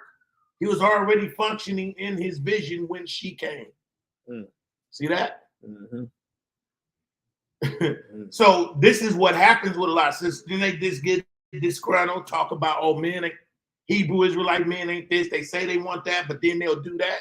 Yeah, because you ain't looking at a man with a vision. You're looking at a boy that's throwing a bunch of words around. Yeah. Or he's just speaking from the tree of knowledge of good and evil. Ooh, that part. That part. He sounded good. He sounded good. He was convincing. Huh? He knows all the right things to speak to your flesh, to appeal to your flesh. Some of you sisters you got to be honest. Some of y'all just want to get tightened up. Yeah, that's a fact. You just want to get tightened up. I'm trying to be, I'm trying to have some discretion. You just want to get knocked down, right? And then from there, that's the first priority you make. But you don't even want to take the time to observe, is that man really occupying? Do you want to become the key feature in his life, or do you want to become a part of his success? Right. Right. And that's the thing y'all should be asking. That's the first thing, outside of asking about his parents and his lineage. You need to ask this question: what is your vision, and where do I fit in? What is your vision, and what you gonna do with it? That's a fair question. Do you have the resources to be able to maintain me? Right. There's nothing wrong with that question. Ain't a damn thing wrong with that. It ain't nothing wrong with that. And brothers got to stop getting so uncomfortable, getting all queasy in the stomach when they ask that. And if he get offended with that question, yeah, hey, bro, it's all good. All praises. I see you later. That's it. That's it. Stop getting sucked up in the tree of knowledge, thinking that they're tapped into the real source of life. Because at the end, you're going to be dehydrated. You're going to be a withered branch. You're going to be a withered branch. And what do we see Mashiach said about withered branches? You got to do what? You got to burn them. You got to burn them. Got to burn them. They have no use. So there's accountability on sister's part too. Stop giving up something so sacred and precious as if it's about to put real source in you anyway. No. Because there's called sterile seed too. Because guess what? The reality is, if you don't marry a man or get with a man or become an Ezer to a man without a vision, you're going to operate somebody else's vision. Y'all are built for that. Yeah. You're going to be a part of you're going to work for the vision of this society. But everybody's going to do their job. Huh? Mm-hmm. It blows me when brothers call him is in my inbox asking me for money. Bruh, that's it. Bruh. When I get grown men asking me for money, now some brothers say, hey, I need help with my probation. If you trying to get out of buying and you honest with me in the spirit, I discern that you need help. But brother, if I see you online every day talking about nobody love me, nobody care about me, can you help me out with some money? I'm like, bro, you get one time. Mm-hmm. Because I know my God is not a respecter of persons. Right. Huh? Mm-hmm. He's the same Elohim to any man that's willing to come to him and ask him. I've been in situations that I had to get help out of. Mm-hmm. But a man, my uncle told me years ago, and I don't know why we're going here, we're talking about trees planted by still water, right? Yeah. We're talking about men that's able to yield and produce, right? Right. Okay, so I think it's relevant. So if you're going to talk about that, then that means one thing. That means that Yah wants you to produce. Yeah. Yep. You're not beneficial if you're not producing or yielding anything. Mm-hmm. Because that's what a watchman was for, right? They was entrusted to look over and protect the walls of Yah's kingdom. Yes. Which means they had to put some type of production and work in to get to that position. That Yes. wasn't just who wants to watch. Nah, that was a sacred position that the whole nation had to trust you to do that. Because while they sleep and resting, you up watching, you up praying, you up fasting, you calling the shofar off to let everybody know, hey, you sending the warning out. We got to prepare. That you have to be trusted for that. Yes. And not only see, most people think the watchman is only to watch out for the enemy. Right. You're supposed to have the watchman as well had the occupation of watching out for Yah to come. Yeah. Because if Yah comes and see you not occupying, then he's going to become the destroyer. Yep. Yep. Because Yah comes and visits and see if we're doing what we're supposed to do in that season. And if you're not occupying, if you're not doing what he wanted you to do in that expected season, he's going to come back and take that even away from what you have. Mm-hmm. If you buried what he told you to do. Mm-hmm. So we're not just watching out for Hashatan. We're watching out for when the master comes to see if you produced in his garden or his paradise or your in whatever section he's giving you. How we go here? I mean, I think it's relevant. You know, we're talking about, because that's the whole point of the Ayin, is the root of it is spring water. But you see, the surface is to obtain a certain knowledge to see and watch. So we know that Yah is that knowledge, wisdom, and understanding. He is that source of all those things.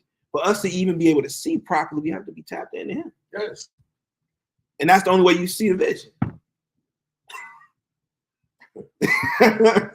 Hallelujah. So we in season with it. Okay. Just like I said, I think that's why I say I think it's very relevant to your lesson, because women are valuable in our nation, but brothers are misusing them and misappropriating them, and they are becoming dried up prunes. Let's call it what it is. And they're sitting here literally dehydrated, not being of proper use. Like, if men knew how to properly use women, because we talk about everybody is a user. So I can say this. If men know how to properly use women, do y'all know how great his house would be? And we got to get this one thing. Now, I just want to cut this to the chase. We have to get over people using each other. Yeah. We have to get past that emotional mumbo jumbo.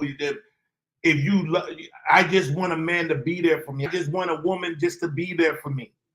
Let's get over that. Everybody was created to be of use. Yeah. We see all the way from the inception and the conception of Adam, he was made to be in Yah's image and likeness. He was made to be a functional corporal being, right?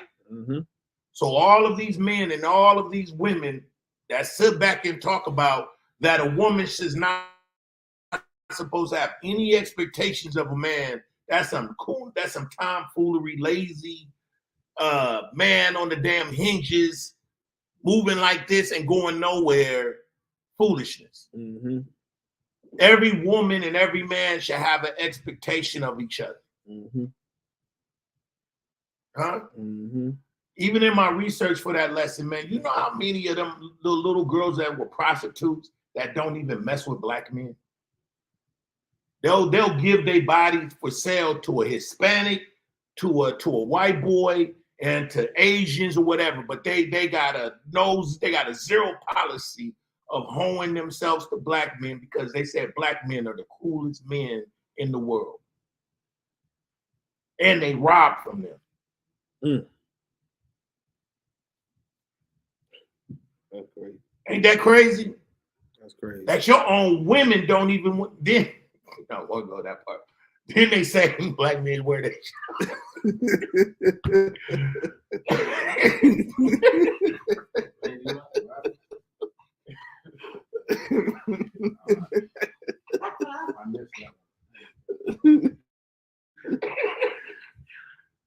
They say black men tear that shit, wear them out. Yeah. And won't even pay them.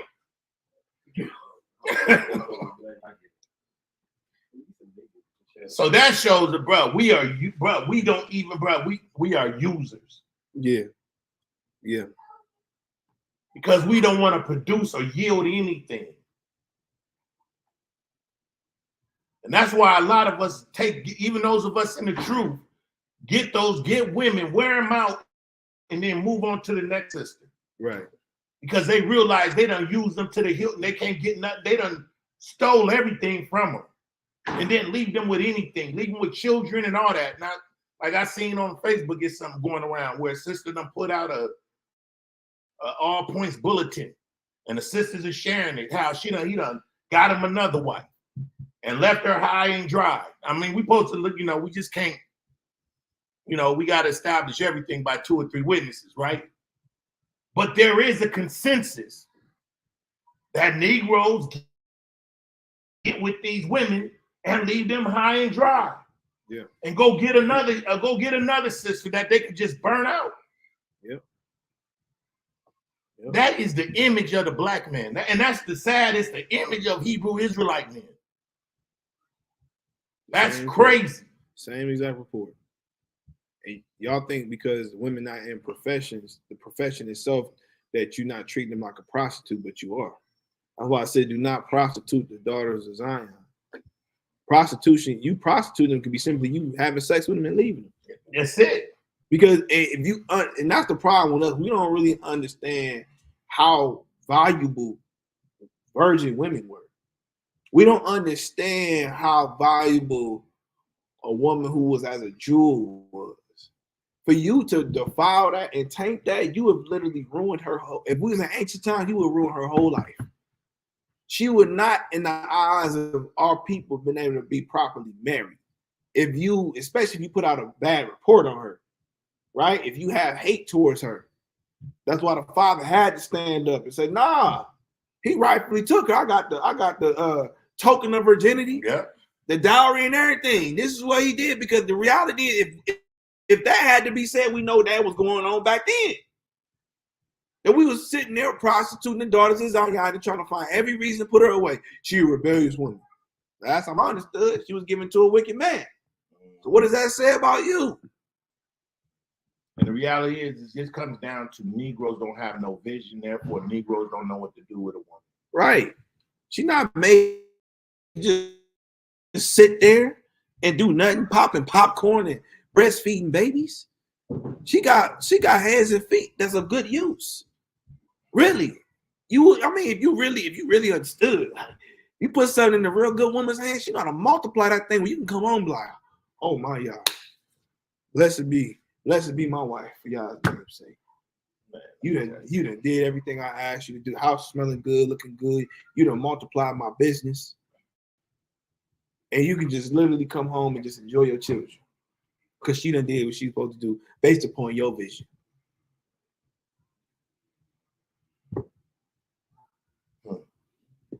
Brother, it's crazy. Man, I'm embarrassed to be called an Israelite, man, as of late. Just hearing the reports that you hear. Mm-hmm. We got sisters going out and multiplying white men homes. You know it's crazy, right? I did a business call like 2 weeks ago. I'm gonna tell you this. It was with my guy, and he had a cousin. We was talking about doing business and whatnot. And he told him, like, yeah, it's my brother Mikael. He was like, but he ain't like the other ones, like, the ones who screaming and yelling at me. The brother like, you sure he good? Yeah, because them niggas be crazy. He's like, no, he a good one. He a good one. The fact that gotta be said, I'm like, damn. And then I gotta sit there and explain, like, yeah, no, I ain't that type of one. Why do I gotta say that about my own brothers? I'm not that type of one. Why is there a type? We're supposed to be the wisest of nations. Wisest. The world is supposed to come to us for counsel. Mm-hmm. Our women and children are supposed to be seen as regal and royalty. Yep. Mm-hmm. Bro, it's an indictment against us, man. And I hope some of the lessons we're doing, and I'm even starting to see other elders. I'm almost like, did that brother watch our lesson? Mm-hmm. But I'm starting to see other men starting to rise up and speak to these things. Yeah. And this doesn't mean that we don't challenge our sisters no more, but it's time to put first thing first. And that's for us as men to get back in right standing. If you got to shame a woman into liking you and loving you, if you got to shame a woman into coming into this truth, Negro, that's pimping. Yeah. Mm-hmm. If you got to downgrade a woman, that doesn't mean she doesn't deserve correction or she doesn't need correction. But what I'm saying, we're told through loving kindness have I drawn thee. Mm-hmm. When we came into this truth, we've been drawn by Yah's mercy and his kindness. Mm-hmm. And we're supposed to exemplify that. Mm-hmm. Right? But there are a lot of these brothers coming this man like Yah just a brute. Right. Now, if Yah was the brute that y'all are, none of you Negroes would be living. Nope. So why are we so implacable with our own women and children? Mm-hmm. Man. It is. Sorry, go and get back on your lesson. We at verse 16. And the Yahweh Elohim commanded the man, saying, of every tree of the garden thou mayest freely eat, but of the tree of knowledge of good and evil thou shalt not eat of it. For in the day that thou eatest thereof, thou shalt surely die. So Yah, he gave man a commandment on what he can eat to give substance of life from, right? So for us, when we think spiritually and even mentally, where is our substance to pull from that we can eat from? Where can we eat from? Not food. I'm not talking about food, but spiritually and mentally, what are we supposed to eat from? The word. The word. The word. That's what we're supposed to eat from. So anything outside of the word that we're trying to get a substance of life from, we can now declare that, say that's part of the what? The tree of what? Knowledge of good and evil. If it's not pertaining to the word, not of the word, it is from the tree of knowledge of good and evil. That's facts. Y'all understand? Y'all clear? Now that don't mean, I'm not saying sit here and saying don't study this. I'm just saying keep in mind that your source, the only source to be the what? The word. So let's go to Genesis chapter 3, verse 1.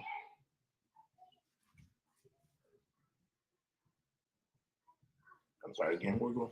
Genesis chapter 3, verse 1. Now keep in mind, it said what? Once you eat of this type of tree, that what follows it is what? Death. Mm-hmm. Now, death is a form of a curse, is it not? Mm-hmm. And when you are cursed, you are one of what? All things. Mm-hmm.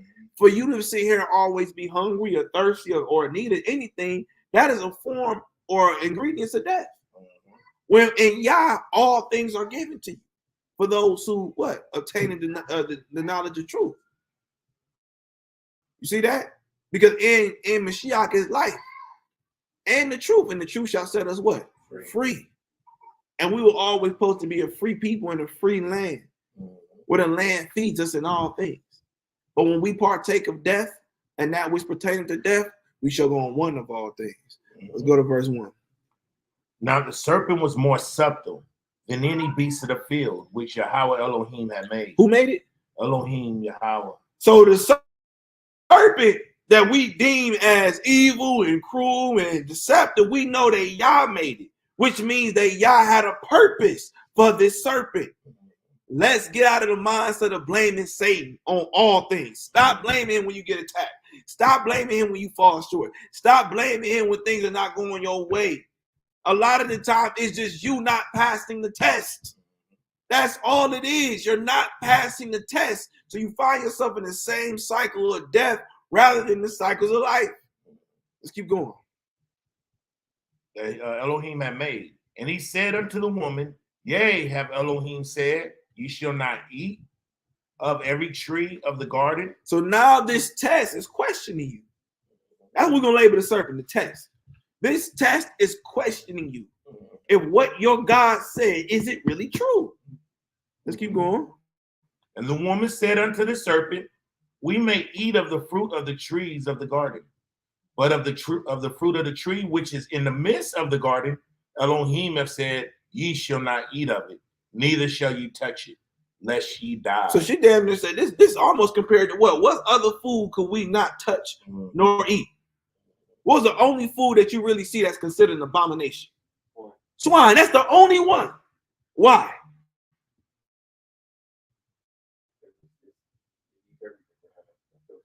It has no what? It has no filter.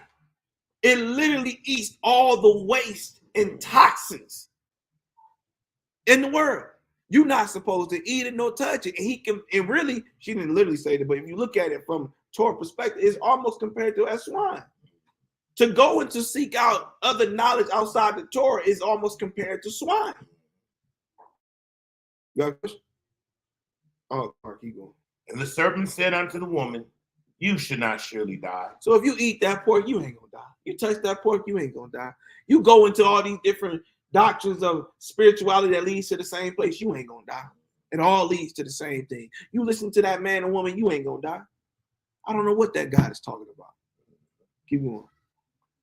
For Elohim does know that in the day ye eat thereof, then your eyes shall be open. So what is what is the serpent really trying to label Yah as?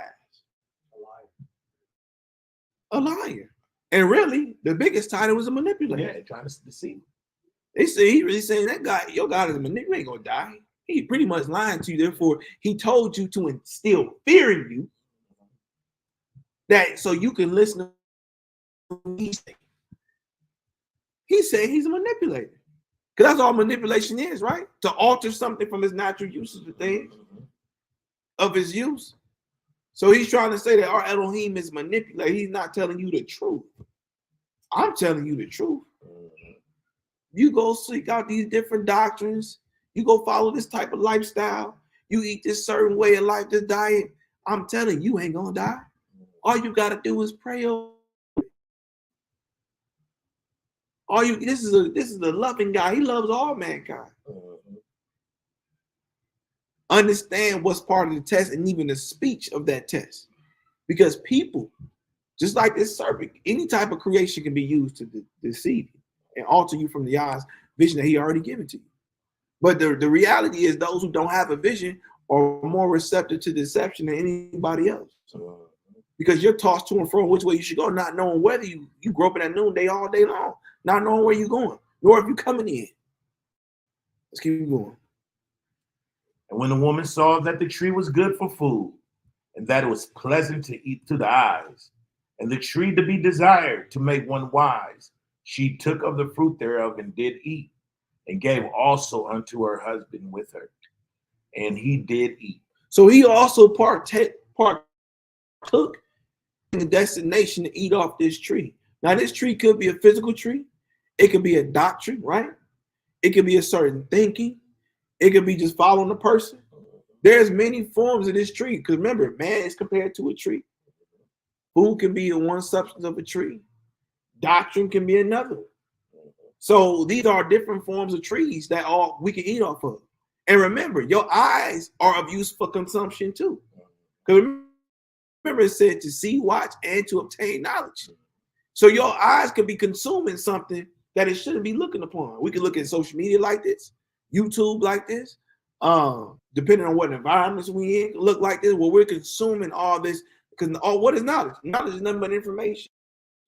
So we're taking in all this good and bad information at the same time, and what we find ourselves is in what? Straight confusion.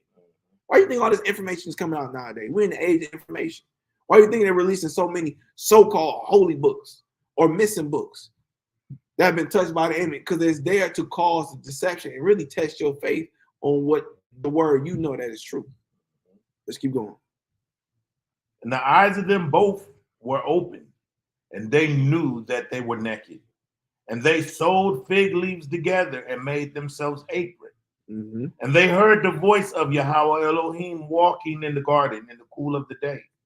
And Adam and his wife hid themselves from the presence of Yahweh Elohim amongst the trees of the garden. And Yahweh Elohim. Remember, we said one of the definitions is the shade. So you could be hiding behind a doctrine. Ooh, you could be hiding behind a man. You could be hiding behind a woman on who you truly are, thinking that you're actually going to escape Yah. But one thing about Yah is he has eyes that's 10,000 times brighter than the sun. He can see through trees. He can see through doctrine. You could be saying keep the Sabbath, but the whole time you a Satanist. You can sit here and talk about we can keep the commandments and we're priests, but the whole time you went to esoteric New Age Hindu learning. You're disguising yourself as a Hebrew, but inwardly you are a devil. Just as Judas was. He wore a garment and he wore the fringes. But the reality is y'all knew him before he was born. Yeah. So he knew what he was destined to do. Yet y'all still suffered and so for him to play his part. Still play his part. Because the reality is if he did not do what he did, Kepha wouldn't even be tested to profess who his master was, or who Yeshua was. If he did not do it, we may not ever see the disciples arrive to be true apostles. You see that? You take one piece away of who somebody is, it can alter the whole path of where a person's supposed to go. So don't think because somebody wears fringes, somebody wears a garment, dressed as head wrap, that they are of Yah, that they are the children of Yisrael or the children of life. They can very well be the children of darkness, posing as light. No different than Satan. He could be what?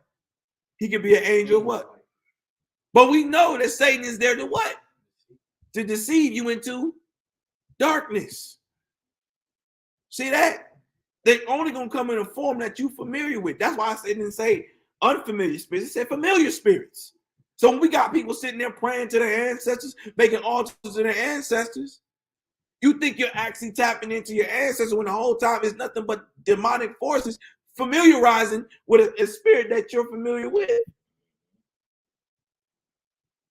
You see that? Satan not going to use nothing that you're familiar with or nothing that you're not familiar with. He's not going to use anything that you're not of knowing of. He's going to always use something that's intimate. He's going to use something that is close to you and something that you can familiarize and that you know to trick you. See, he has no new tricks.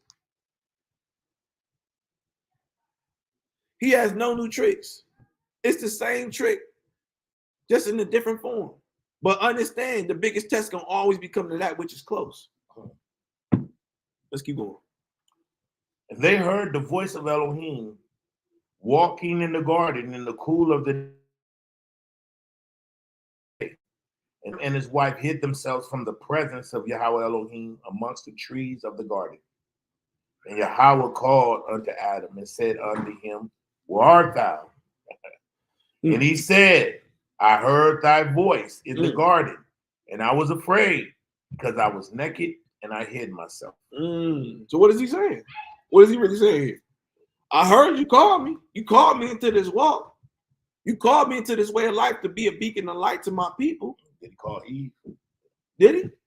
No. He called Adam. He called Adam because who was held responsible for even her decisions? Adam. See, us Negroes ain't getting around. We are accountable for all members of our family. Why? Because we are that tree in the midst of our house. And our children and our wives are the branches. You see that? They are tethered to you. You are the root of all things. Your house because Satan is binding up the strong man. He didn't bind up Yeshua. He bound you up. He bound you up. Because you were supposed to be that symbolic. Remember, your wife is supposed to entreat you as she would entreat who? Yeah. Right. So if Mashiach is supposed to be a symbolism of that tree of life, then that means who's supposed to be a symbolism of that tree of life? We are. So that means you are a symbol of a tree. It just depends on what type of tree. And it depends on where the source of your nourishment is coming from. Because based upon how you're getting nourished, is how you would nourish your family. So if you are planning on desolate lands, it makes sense why you can't water your wife or your children. You're desolate. You dried up yourself. You can't put any spiritual things out yourself. It's because you are desolate. Your oil has dried up. Or you may have a spring, but it may not. It may be a polluted spring. It may be a very polluted spring, and you get nourished, but now you polluting everything around you. You polluting everything around you. So I'm gonna speed this up. I'm gonna go to another article. So while I get that, you can actually go to Sirach chapter 33. So I'm gonna show y'all this article about polluted water, polluted trees.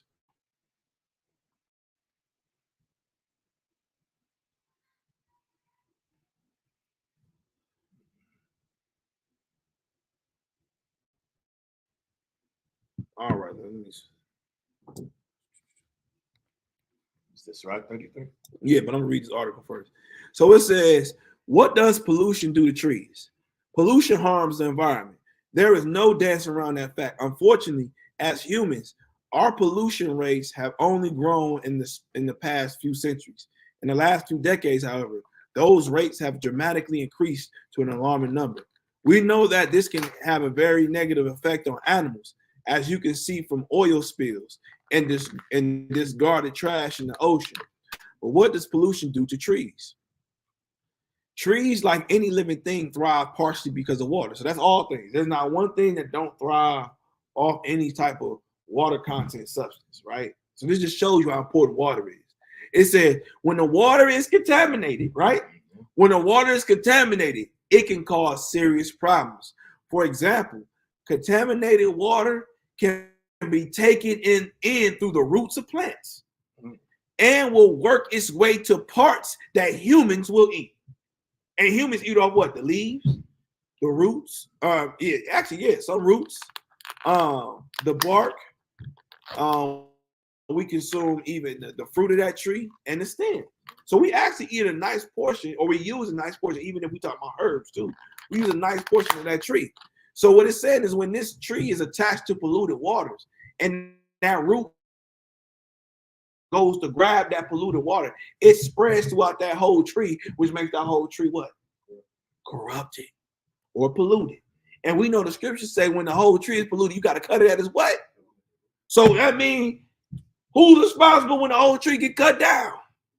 The man. All because of who you're taking in or what you're taking in and causing every part of that tree to become toxic. So it says this can make us sick. If the pollution is bad enough, it can end up killing the tree entirely. So you see how nature can play a pivotal point of us learning ourselves. So when we look at Dathan, right? And who else was with him? Korah, right? It was not just them who came. They was the head of that message to overthrow Moses, but there were other people who bought in to the doctrine, who bought into the message. And because they believed in the message and they tethered themselves to the root of that message, which is Dathan and them, they all died. Yep.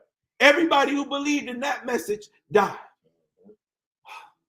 So what does that say? As men and even as leaders. That's why we did a lesson years ago talking about the heaviness and accountability and responsibility of those in leadership role, because you can cause everybody under you, being that tree, to die. I don't care how small you think you is. The smallest part of leadership is husbandry. So once you become a husband and a father, your leadership is started. And then through your accountability and responsibility of that family, y'all then expansion. If you find yourself, because the reality is there is men who are purpose and divinely anointed to be leaders in whatever fashion that may be, whether that be in shepherding, whether that may be in military, whether that be in agriculture, healing, whatever it is, there's a leadership role that we all supposed to play. And there's a destination that you must reach. There's a destination that you must reach so that you can be a benefit. Yeah, you kicked off to other people.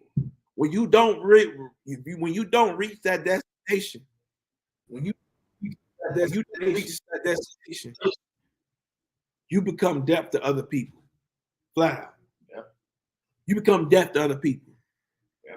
Therefore, by default, we can determine that you are part of the tree of knowledge of good and evil. To be honest, you actually start seeing just like symptoms in your body. You actually, just like a tree, lots of times you can tell what's wrong with the tree by its leaves.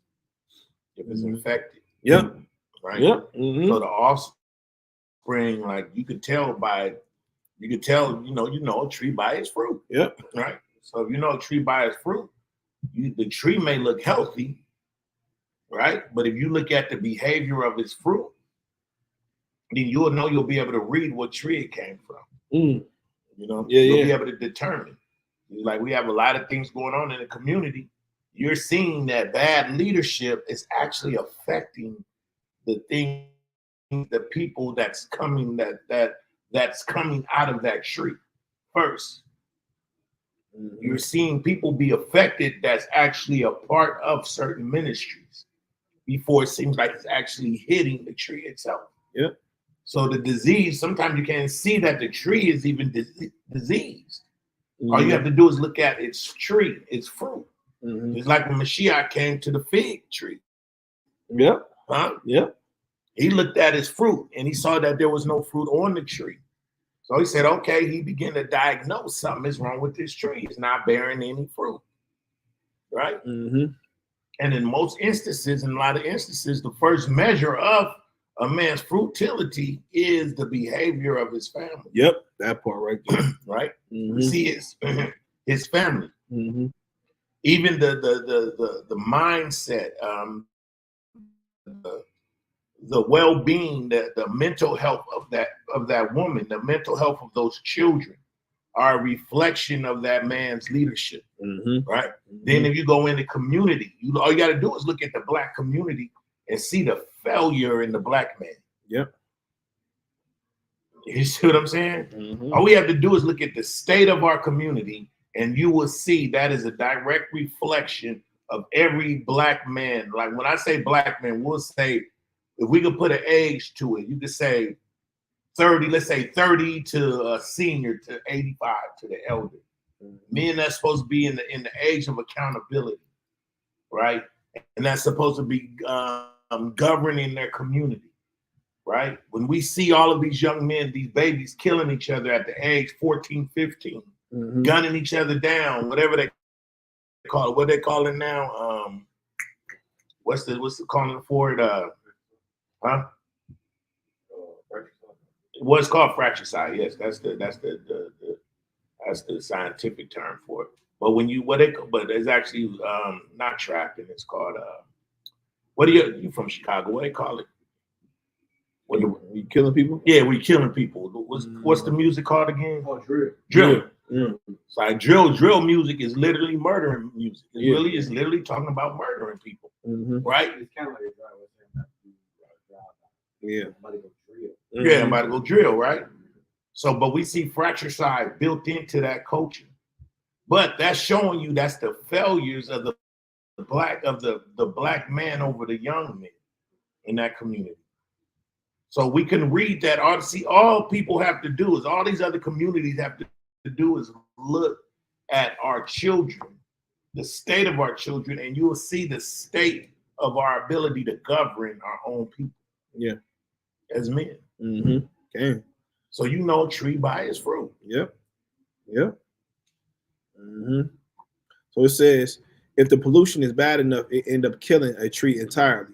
Trees can actually be killed by too much mud or clay, as they won't be able to soak up as much clean water, and they are essentially choked. Clean water is a necessity for trees. So you see a tree can even be choked out, right? Because when you muddy the water, what do it mean to muddy the waters? Dirt. It's not soil, it's dirt. Right. And it also means to cause chaos. There's another meaning when you say, I'm about to go muddy the waters. That means to cause chaos. So when there's chaos circumference around that tree's roots, it's not even able to even pierce in and tap into the water source. You're not, because that's what clay actually suppresses oxygen. That's why it's hard to grow food in Georgia, because it's so much clay. So clay is actually a sign of desolation. It's actually a sign that there's a mineral deficiency. So when a tree's roots is clayed in, or it's so muddy to muddy the roots or muddy the water, that means it's not able to get enough oxygen, which means it's not pulling it from its source to be able to receive the breath of life. So when you find yourself so mushed up and clayed up in chaos, and you find yourself so much in issues, it's probably because you're not tapping into the source to be able to breathe properly from your problems. So this is why, really, believe it or not, Shabbat is supposed to be of use for that. Yes, we're supposed to rest, but it didn't say sleep. You're supposed to rest from your laborious works. This day was made for we have time to praise Yah. I have yet to see in the scripture when it came to Shabbat. Correct me if I'm wrong. When it came to us as a nation on the Shabbat, where we just sat there and slept all day. I ain't never seen that. Anybody else? Has anybody seen that? What I see is that we meet up. What I see is we go through the Torah, we praise, and we pray. Sleep, it means cease. It means cease from your laborious. It literally means your industrious work. It didn't say sleep your life away for 24 hours. It didn't say sleep for 10 hours. It didn't say sleep for 12 hours, 14 hours. It literally just meant to cease from your laborious work. So when we sit there talking about, well, I need to rest, I'm in agreement with that. But at the same time, when you taking more of your time to slumber rather than praise. I didn't say slumber. Yes. Cease. When you take your more time to slumber than praise, that's a problem. I ain't knocking sleep. I'm just saying when you more focused, I need to get some sleep.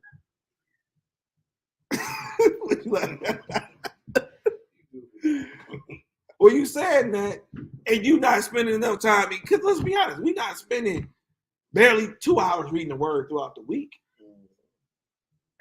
Let's be honest, you're not spending 2 hours a day reading the word. You barely probably spending 30 minutes, let's be honest, especially with a man that really works. You're not spending that much time reading the word. And you'll be lying to yourself and us if you say so. Because you could be reading, it's different between reading and studying. That's not bad. I can read, and I'm just reading for stimulation. But when you studying, that means you seeking out. That's a difference.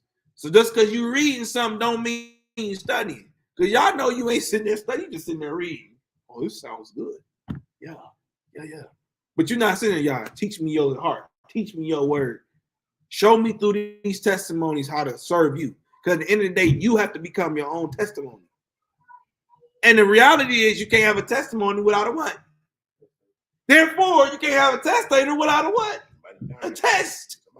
Somebody got to die. You can't have a testator without a test. Therefore, you cannot be of the testimony of Yeshua without being tested. And some of us is gravitating more towards the tree of knowledge versus the tree of life because we want to know so damn much. Percepticon in our way to the kingdom.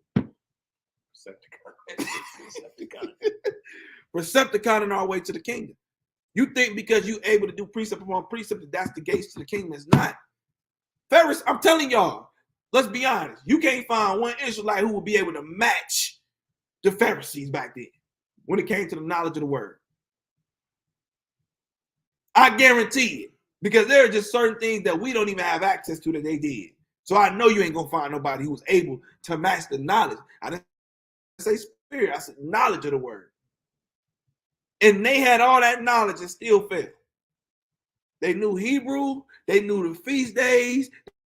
They knew the culture. They knew all that and still failed.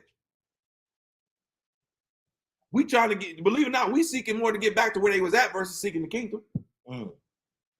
We just dress it as trying to seek the kingdom. That's why we got the same divisions. That is exactly why we got division. Oh yeah, we just gonna wait till Yahweh Shai come back. No, Negro, that's not what it said. I've yet to see that. Come back for one bride. Come back for one bride. Without spot or blemish. We just wait. No, let's be honest. Say the reality is my doctrine don't match with yours, and I don't believe in your doctrine. That's why we can't come together. You say that is you being honest. But at least you can be honest and say the reality is I don't want to let down my flag. I think my flag is better. Yeah, and I created this doctrine so I could get people to follow me, not Mashiach. And the reality is, as messed up as it is, there's too many recordings, videos now to prove that. We got folks out, we created the chart because it was the hook. It was the hook. This is how we got people. It's the hook. All for the gain of having followers and getting money. He was out here saying they're the comforter. They John, the immersive reincarnated, King David reincarnated. We got Negroes out here talking about they Yeshua reincarnated. Like the book didn't testify, you dumb, ignorant Negroes, that y'all would come and say something like that. You out here looking all built and defiled, talking about you Yeshua. You looking out here looking real bad. Unclean. Talking about you Yeshua. High as a kite. Come on, we got the real doctrine of creation, or of the creator. Smoking a whole blunt. Got a whole bottle of cognac right next to you talking about we got the real doctrine of the creator. Come on now, man. So, let's keep going. Let's go to Sirach now. Where you going first? What? You get sucked into it. That was a liar, man. We're going to start at verse 8. Verse 8. The book of Sirach, chapter 33, verse 8. By the knowledge of the Lord, they were distinguished and he altered seasons and feasts. Some of them. We had Sirach chapter 33, verse 8. Verse 9. Some of them have he made high days, and he followed them. And some of them have he made ordinary days. Oh, that print is tearing me up. It's all blue. In much knowledge, the Yahweh have divided them and made their way diverse. And what did he say? He said, in much knowledge, Yah have divided them and made their ways diverse. You see that? He said, all men are from the ground, and Adam was created of earth. In much knowledge, Yah have divided them and made their ways diverse. So we can say that the reason that there's division is because much of us is puffed up in much knowledge. But it was by Yah's design, right? Because as seekers of Yah, it was our job to sift through that to find the truth. Let's keep going. Read it out. All right. It said, verse 12, some of them have he blessed and exalted, and some of them he sanctified and set near himself. But some of them he have cursed and brought low and turned out their place. Remember you just talking about that? Where there's going to be some who got the Judas spirit when he sees some amongst us getting rose up. Yeah. So some of us were made to be risen up, while some of us he created to be cursed and brought low. And we're going to see why. And he said he turned out their places. As the clay is in the potter's hand to fashion it as his pleasure, so is in the hand of him that made him, to render to them as like of him best. So there's not one person, whether they are good or evil, that was not made for that divine purpose. Not one person. All of us were made vessels for something, and we're going to find out what that something is. He said, now he about to go into what he made. He said, good. He said, good is against evil. He said, life against death. So is the godly against the sinner, and the sinner against the godly. So look upon all the works of the Most High, and there are 2 and 2, one against another. I wake up last of all, and that's one that gathered out after the great gatherers. By the blessings of the Lord I profited, and tread my winepress like a gatherer of grapes. Consider that I labored not for myself only. See what I'm talking about? So when you're in this walk, you're not laboring for yourself. You're not laboring for the benefit of yourself. What did he say? He said, but for all them that seek learning. So every last one of us, whether you be man or woman, you are here laboring in this truth, this walk of life, not for yourself only, but you're laboring for also those who seek the knowledge, those who seek to learn. It says, hear me, O ye great men of the people. Who's the great men of the people? Princes, the kings, the chiefs, the generals, the leaders, right? So all the leadership of the people, hearken with your ears, ye rulers of the congregations. Give not thy son and wife, thy brother and friend power over thee while thou livest, and give not thy goods to another, lest it repent thee, and thou entreat for the same again. As long as thou livest and have breath in thee, give not thyself over to any. So this is talking to men and women, but it's obviously talking to men because it's talking about wife, right? You are only to give yourself to Yah, and Yah only, not your friends, not your children, not even your wife. They should never have power over you to tell you to divert from something else outside of the vision that Yah gave for you. And if they do, remember, just as Job's wife was used to what? What was she used for? To test him, to do what? Anybody who's speaking to you out to go another way outside of what Yah showing you, we can declare that they are what? A test. They're a test. You should not tempt the Lord your God. So it says this, for better it is that thy children should seek thee then thou shalt stand in their courtesy. In all thy works, keep to thyself the preeminence. Leave not a stain in thy honor. You see that? Leave not a stain in thy honor. At the time when thou shalt end thy days and finish thy life, distribute thine inheritance. You see that? So this is why you must labor in the path that Yah has given to you. Because at the end of your life, you should be able to distribute, or one, if you're ripened enough, be able to give substance to all the branches that's tethered to you, so that they can become trees and continue the cycle of replenishing and multiplying and distributing that inheritance. As men, if this is not your goal, to be able to set your family up in righteousness so that the work of Yah can continue through your bloodline, and you are failing as a man, you are failing as a husband, and you are failing as a father, period. And if you are one who ain't got no family and you not laboring to get to this point, you are also failing. Mm-hmm. Because this should be the easiest part of your life. When you by yourself, you ain't got nobody to be accountable to. This is where you should be establishing paradise on earth. This is where you should be establishing the Yah's Garden of Eden on this earth, so that when it's time for you to have an Ezer Neged, that she can be a branch that's integrated into this tree that's already been rooted in the ground. So it says, fodder and wine and burdens are for the ass, and bread, correction, and work for a servant. If thou set thy servant to labor, thou shalt find rest. But if thou let him go idle, he shall seek liberty. See that? So when brothers got their women in their house not doing nothing and they idle, guess what they're going to be seeking? Liberty. They're going to be seeking some liberty. So when you got here having a handsmaid, you ever seen the show Handsmaid? They just sitting there cleaning the house and having babies. That's really her being idle.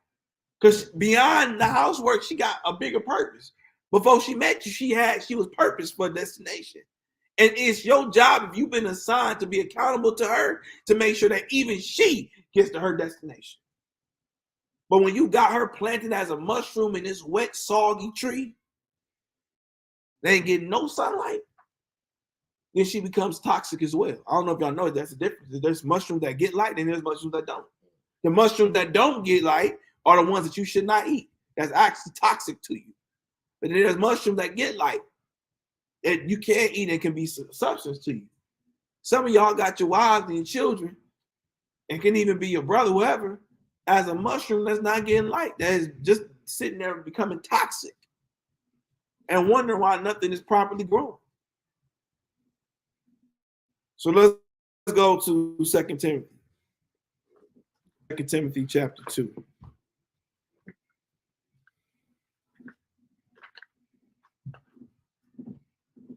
Yo, they're jamming.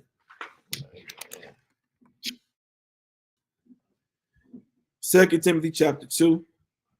We'll start at verse 19. Let me read it. Yeah. 2 Timothy chapter 2, verse 19. It says, nevertheless, the foundation of Elohim standeth sure, having this seal, the Lord knoweth them that are his. So let's read that again. Nevertheless, the foundation of Elohim standeth sure, having this seal, the Lord knoweth them that are his. And let everyone that nameth the name of Mashiach depart from iniquity. But in a great house, there are not only vessels of gold and of silver, but also of wood and of earth. Now, let me ask y'all, what will deteriorate quicker, gold and silver or wood and earth?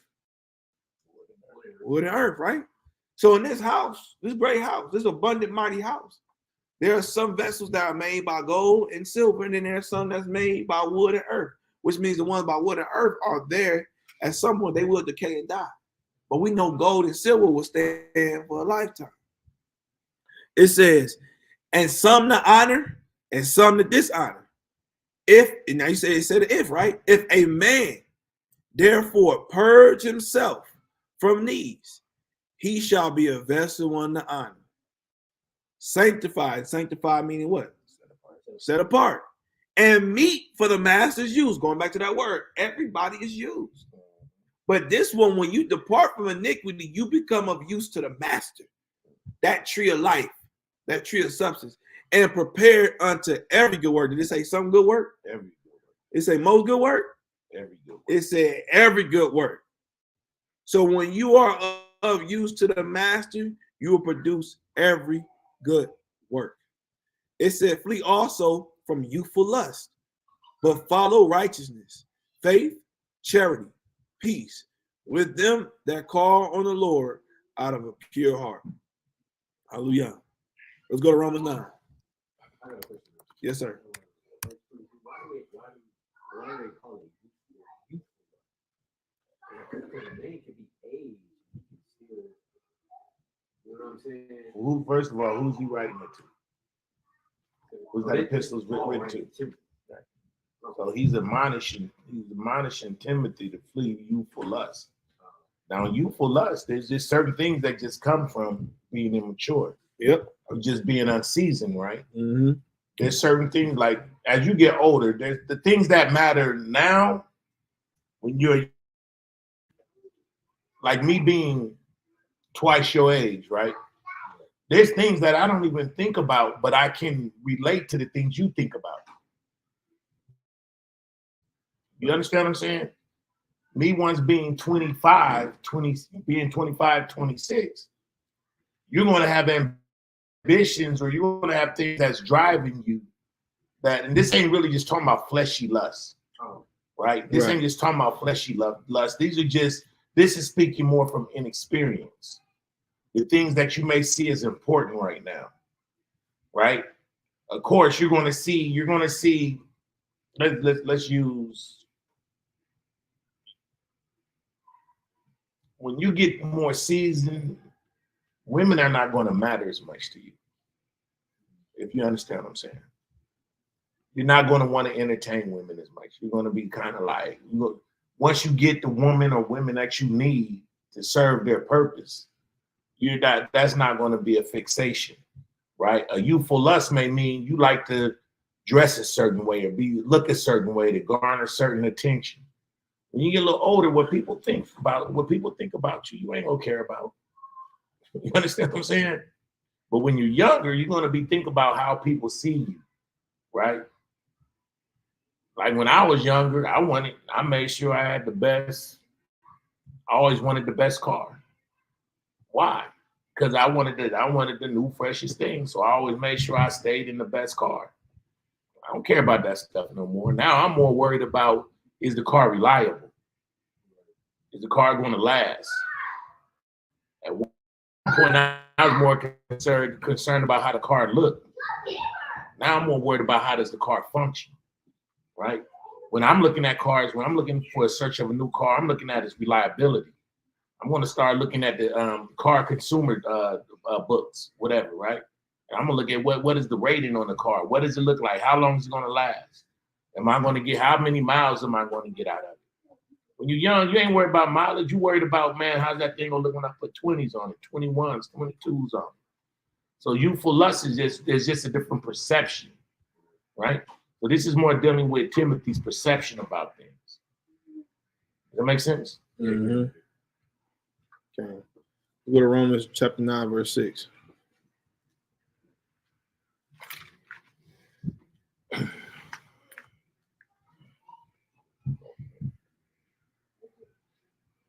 Romans 9 and 6. Mm-hmm.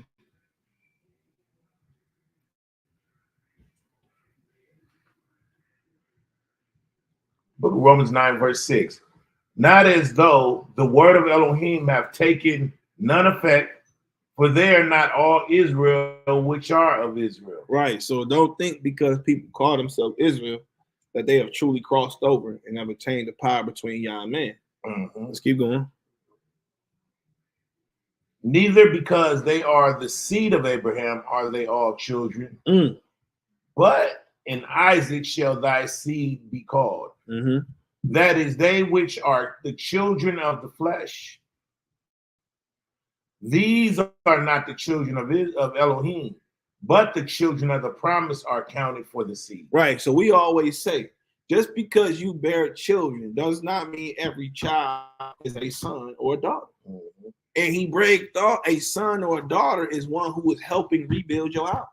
It's just flat out. And that's, see, we got to start removing the emotion or the overstimulation of these emotions out of our thinking, because we think that we should just be bearing every nature of thing that children bring into this our house, and think that our form of loving them is accepting just who they are. No, not at all. You have literally a house to run, and the reason you got a house to run because your house is not your own. Your house is of Elohim, and Elohim does not mix and mingle anything that is unclean or unholy. So yes, your children, especially if they have age and are responsible, they're bringing things into your house that is not comely to his nature or how he would have a house function. Yes, they are considered ungodly, and it is your duty as a parent to definitely chastise them and correct them.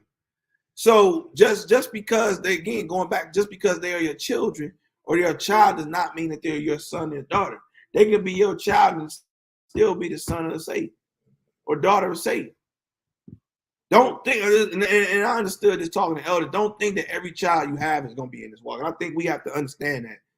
The possibility of every child being in this walk, that is a blessing if it does happen, but the likelihood is slim because we literally are circumferenced and live in a world where everything which way, unless you're going to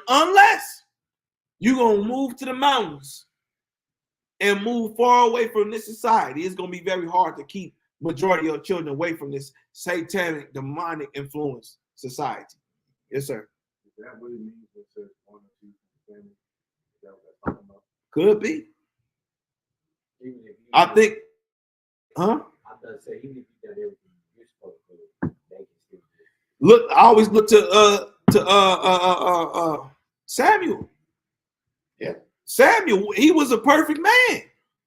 And remember, the people came like, you ain't got no heirs or children that will take your place. All your children have gone off. Yeah, we need king. We need a king. They was in hopes that Samuel would produce children of righteousness. And we know he was righteous. He was one of the greatest prophets. But even himself did not produce good children. So you just never know. So I'm saying that because you, as a watchman, even of your own house, you got to be able to look and say, all right, okay, I can see something there. I can see something there. You can do your best to change. You can do your best to instill it. But at the end of the day, remember, all is born to some use. And the reality is you may have a child that have been born to be a use of dishonor. All right, I'm going to be honest. Even with mine, there's certain children that you're just going to give more attention to. Mm-hmm. Because you know that they're the ones with the potential of tripping on you. Yep. Right? So you kind of seem like you'll almost like favor them, but those are the ones that you know that's going to need more soiling, they're going to need more watering, they're going to need more dunging. You know what I mean? And we look at the prodigal son and how the father actually, the good son stayed and did whatever he was supposed to do. But the prodigal son went out and he asked for his inheritance and wasted all his goods, right? But that father, that father knew that potential was in that child even then. Yep. Huh? He knew it was. And he knew it probably was going to come a day when he was going to trip and want to leave and go do whatever. But he wasted all his goods. He wasted his whole inheritance. And he realized that, hey, I'm out here and I'm up here sleeping with the pig. I'm sleeping with the swine. So let me go back to my father's house and be a servant. Mm-hmm. So fathers kind of know when you understand your vineyard, if you understand your land, right? We're talking about trees and all this stuff, right? When you understand what's and who's growing up in your land, if you're a good husbandman, you're seeing their potential. You're seeing the potential in that child, and that child may actually stray. Yeah. And that child may, and I'm looking at even right now, and I got young children. And I see some potential in some of them, just in the stubbornness, their inability to not want to listen. You can see certain children that really want to please their father, right? That really want to please you early on. And there's other ones that's kind of a little more independent, that you know you will have to put work in. Yep. And those are the ones that got the potential to stray. Yep. And, go ahead. So, I mean, if a man produces fruit that's not righteous or not, is that a proper tool to measure that man? Like, for example, you just mentioned Samuel. Obviously, we see he was righteous as can be, but his fruit wasn't. So, when you have a situation like that, then what is the measuring tool for that man, whether he's on the right path or not? If a child. Well, the only way a father is ever deemed unrighteous before Yah if he does not correct his children. Correct. You see what I mean? If we look at who's that? Eli? Yeah. Eli and his sons, he didn't correct his children. You know, his sons was defrauding the temple, robbing from everybody. You know what I'm saying? But he didn't correct them. You have a responsibility as a father to correct your children. And then we're not supposed to show them favor. You know your children have issues, you're supposed to correct them, especially if they're affecting the tribe. Yep. You know what I'm saying? You're supposed to deal with that.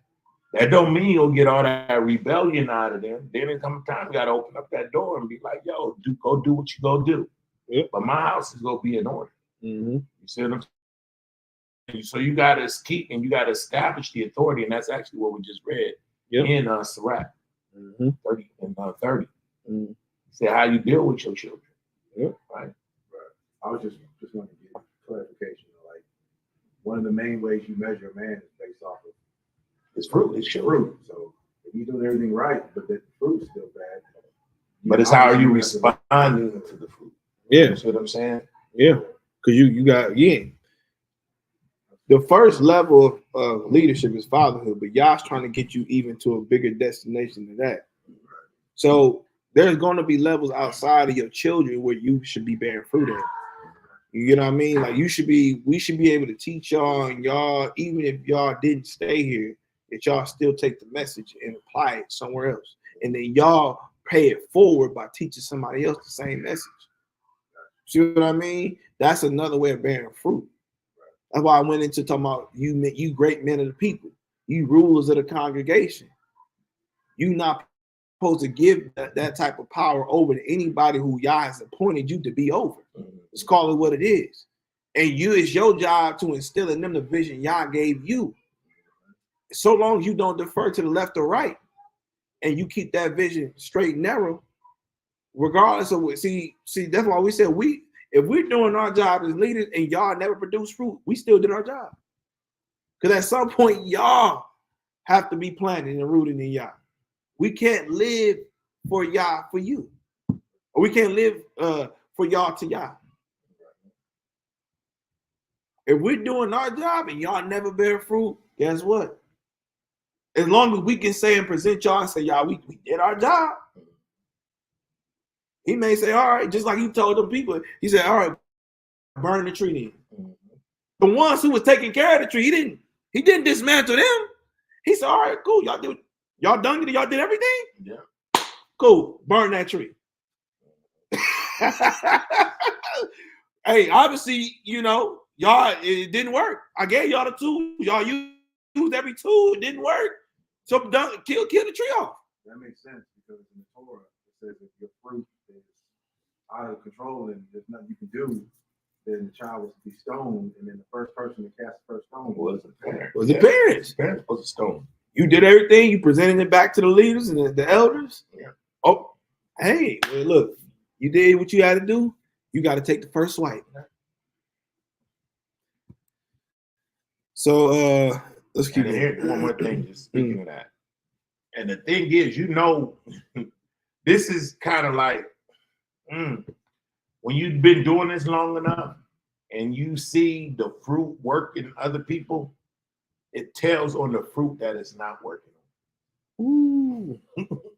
You know when you got good seed, when you see other people taking the seed and they're growing, they're maturing, right? They're being fruitful with it. They're doing something. That's the evidence that you're doing your job as a husband.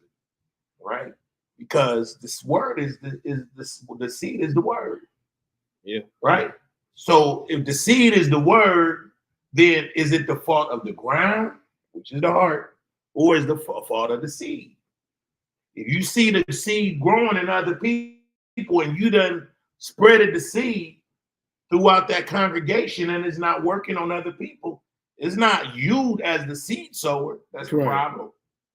See, Mashiach didn't blame himself. He said there was a field, and he said he threw out cast seed. Some of it fell on good ground, some fell on stony ground, right? So you see the hearts. All you gotta do is look, and then you see it working in other people. You say, okay, well, I know that's the state of the heart. That's not the state of the seed. The seed is good and effective. Okay. So I don't have to sit here and I don't have to literally say, when I say like blame myself, all I have to do is take the seed that's been given to me and give it out. And then God gives me the privilege of seeing who the seed fell on. Yeah. Mm-hmm. And see what it produces. But the seed is the seed. The seed don't change. The seed is good. Mm-hmm. You see what I'm saying? Mm-hmm. So all you gotta do is wait.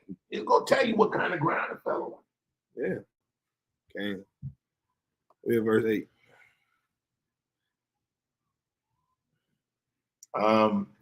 That is, they which are the children of the flesh, these are not children of Elohim, but the children of the promise are counted for the seed. For this is the word of promise. At this time will I come, and Sarah shall have a son. Mm-hmm.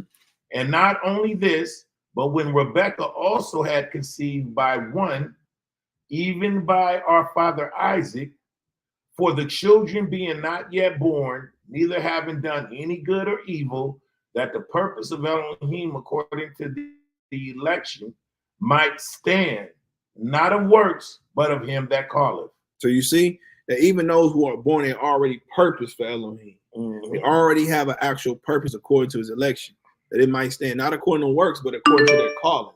You see that? Mm-hmm. So that kills that whole thing where, well, I'm doing this, I'm on the street, we putting the work in. You could be doing the work, but it's not according to the works. It's actually according to your calling.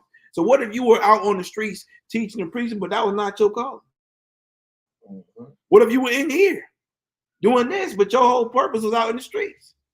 You can be doing all this and still not be functioning in your calling. Mm-hmm. So that means if you're not functioning in purpose, that means you can only be labeled as what? Being what? Dysfunctional. Mm-hmm. That means you're not used for the master's use.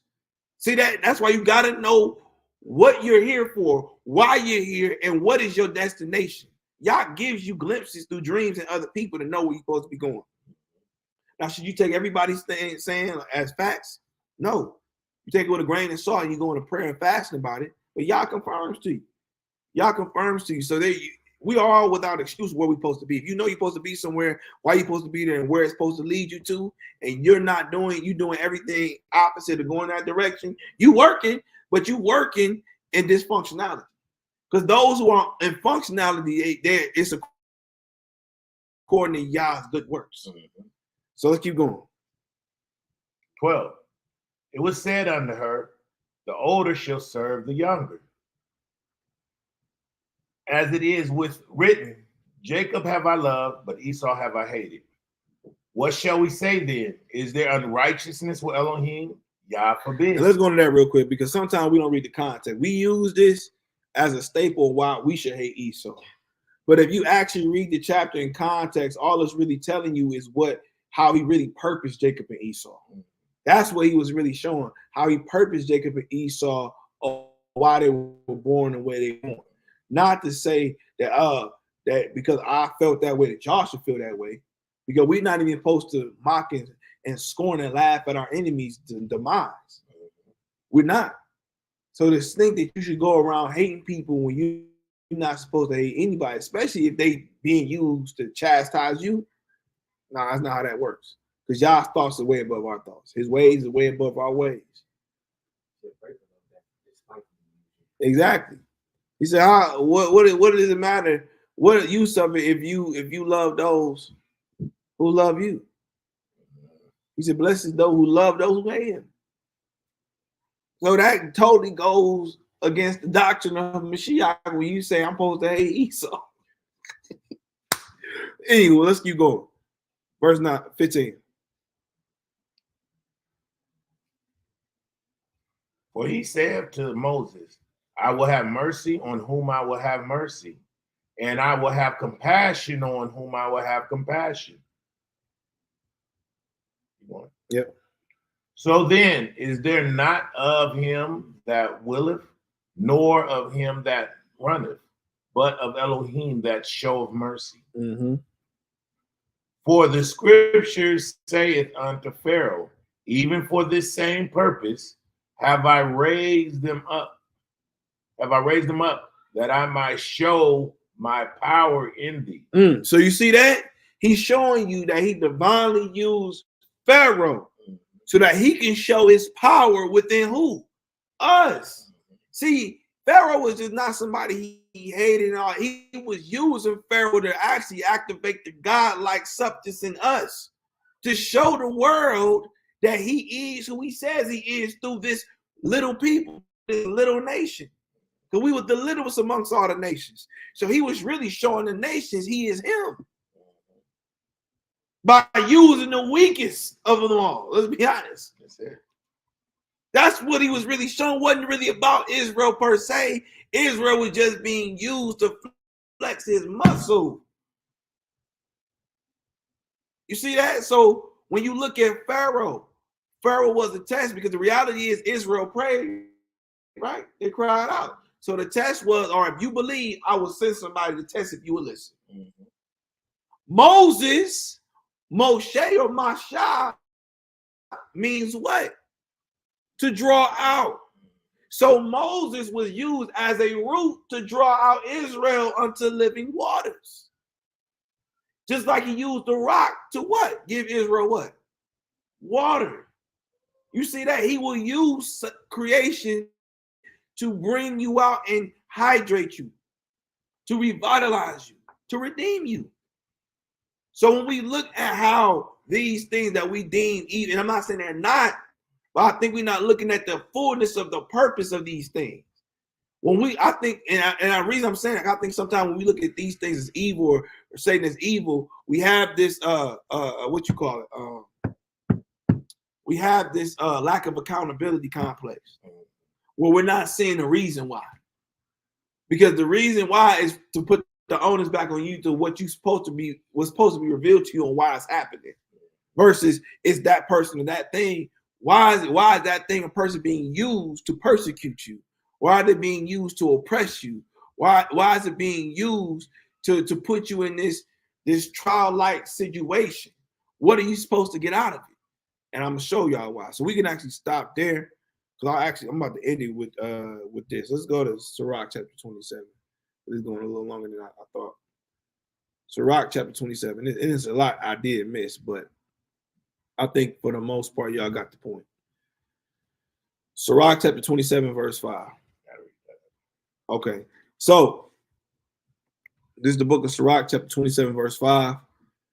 It says, the furnace proveth the potter's vessel. You see that? The furnace proveth the potter's vessel.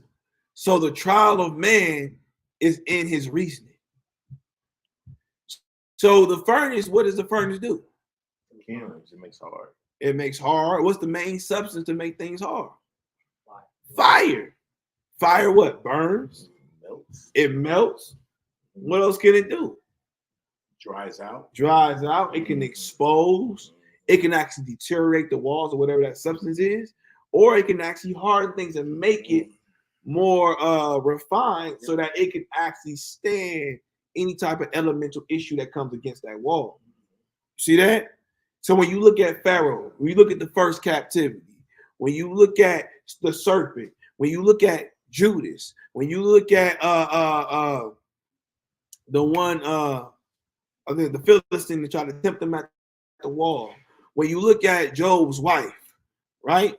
When you look at all these people or things, when you look at Vashti, When you look at all these people, they were used to test you. When you look at the tree of knowledge, it's there to test you. Because the reality is curiosity killed the cat. So when you're out here being curious for more information, when you're curious for different doctrine, it only leads you to death. But these things are to see if you're obedient to the first thing that was given to you. Are you obedient to your first love? And our first love is what? The commandments. There is nothing or nobody above the commandments. So when you go outside of that to find some type of pleasure or desirable stimulation, you're only seeking for the tree of knowledge. When you're going outside that spring of water that is clean, that gives that tree life, and looking for polluted water that feels comfortable, that feels fair, that feels nurturing and familiar, it only leads to toxin and poisons and death. Yes. What does it mean when it says, so the trial of man is in his reason? So what that means is the trial, when it says, so the trial of man is in his reasoning, there's a reason behind every trial. There's a reason. You're going to find, think about it, when you go through stuff, we all find reasons why, right? Oh, I'm going through this because this. And a lot of times we find every reason except the reason being us. So that trial you're gonna find your reason for that trial based upon your own understanding. And what I was gonna go to, but this lesson is going too long, is to show y'all really at the end of the day where you find knowledge, where you find how to sustain through that trial is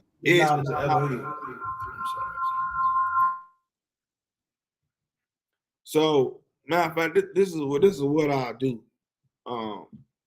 Just so y'all can have at least that foundation. So that, do you understand that? So it says, verse 6. I speak that the child of man in is reason, right? Mm. So reasoning is how we process our thoughts, our apprehension or comprehension of circumstances, situations, people, right? We reason, right? We reason things out like, oh, why is this happening, right? Let's say if you lose your job and you feel like you did everything right, the first thing you're gonna do is reason. Yeah. Right? You'll reason within yourself. Is this my fault, or is this, you know what I'm saying? Is y'all trying to show me something? Or maybe y'all got something more for me. These are just some of the thoughts we have as believers. Yeah. The reason you may lose your job. Yep. Right. But if you got a hard heart and you know you didn't do something right, you will actually start reasoning how it's not fair that they let you go. Right. You see what I'm saying? So you could miss the whole trial. Yep. Do your reasoning. Right? Your pride could lift up and say, man, hey, man, you could look for, hey, man, I show up on time. I do this, I do that. But maybe it's something you're doing that you shouldn't have been doing. Right. You know what I'm saying? It could be simple as somebody telling you, hey, you got to check your punctuality. You see what I'm saying? You a good worker when you here, you on time, but you don't show up. But you may feel like, man, why would you fire me if you know I do a good job? Because you're not here. You see what I'm saying? You show up late. And because you show up late, and if I just let you go because when you are here, you do a good job, then that's going to, people want to look at me as a manager or as an owner of a business and say, man, oh, you mean all I got to do is just do a good job when I'm here? Right.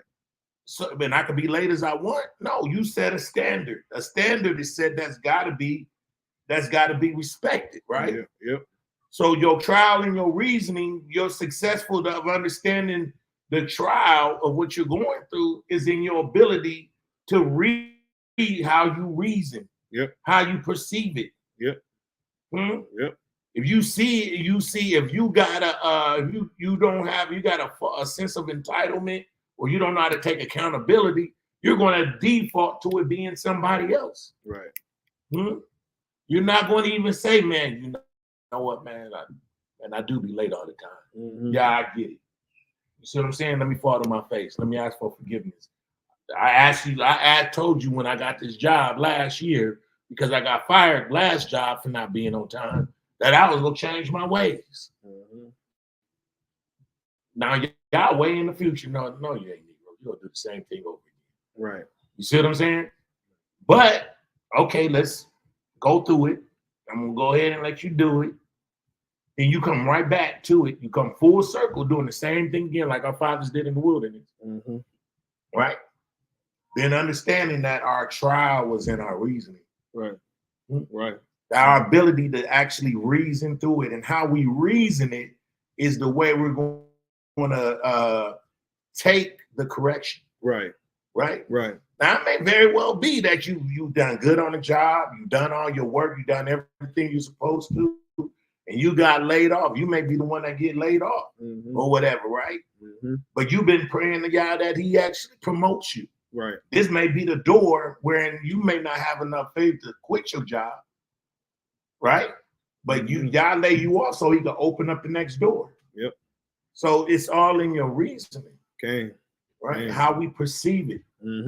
That's a fact. But if you know you ain't doing what you're supposed to do, bro, you might as well own that thing. Yep. Be like, yeah, hey, man, I'm gonna do better on my next job. I ain't gonna do this. I ain't gonna do that. Boom. See what I'm saying? Okay.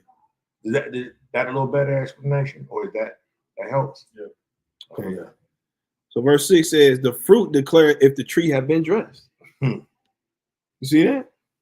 The fruit declared if the tree have been dressed, and the dress means what? What do we say it was? It's been worked. It's been labored. It's been cultivated properly. So it says, "So is the utterance of a conceit in the heart of man." That's it. See that? So it is only through trial, it's only through cultivation, any type of pressure, that we can define if the vessel is of honor or dishonor, or if it's wheat or if it's tare, or if it's of Yah, the master's use. It is only through trial. So we got to get out of the thing that thinking that we're going to escape trial once we come into this walk. It is only when you're planted towards the source that you're able to withstand the clay and the mud and the elements move you. Does that make sense? Being planted neither not or rooted not deep enough, or planted in the wrong type of water, only will lead to death. Right. Let's say this. So like Israel, right, as a whole, the so-called awakening is about, if you look at the awakening as a whole, right, just using what we just read, is the emphasis on us not obeying Yah's commandments and falling to our, we talked about it, or is it all about the white man? Right. All about the white man. It's all about the white man. It's all about us being in bondage. We'll touch on it, but we very seldomly focus on is because we broke y'all's law, statutes, and commandments that we're in this situation. Okay. Okay. Right? Well, we don't even understand. We focus more on the belt, right, than the one swinging the belt. Saying, why are we in this situation? Seeing our conceits in our mind, in the conceits of our mind, we rather look at the white man as the enemy than see the internal enemy that got us in this situation. Yep. So we won't even truly repent. And if we just really be honest, all we really want to do is be the white man, but just in control. That's it. That's it. That's it. We want to put them in captivity. Yeah. We want to, I've even heard where we want to rape their women. Right. I've heard that, literally heard that. Like verbatim, like in live action, heard that. Where they want to take their children and bash their heads against the concrete. That's the little ones against the stone. Right? But ain't nobody, like I said earlier, like nobody wants to cry out for national repentance. Right. Right. We focus on the symptoms, but not focus and diagnose the ailment. The white man is just a symptom. Okay. He's not the cause. The cause is our sins. That's it. Okay. And taking that individual that won't take responsibility for being late on, not being on time.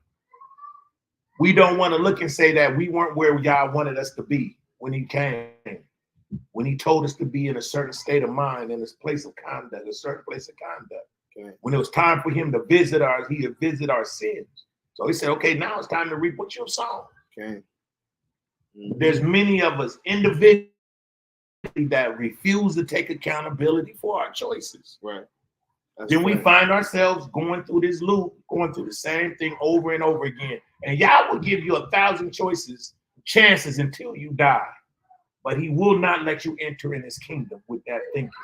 He's not going to let us enter in his kingdom with that bullshit. He'll let you loop and keep giving you jobs, keep giving you chance after chance after chance after chance after chance until it's your appointed time to die. Okay. But how you die, how you go down in that earth is how you will be sown in that earth. And how you're sown in that earth is how you're going to be raised in this earth. And if you're not sown in righteousness in that earth, then you're going to be raised up corruptible seed.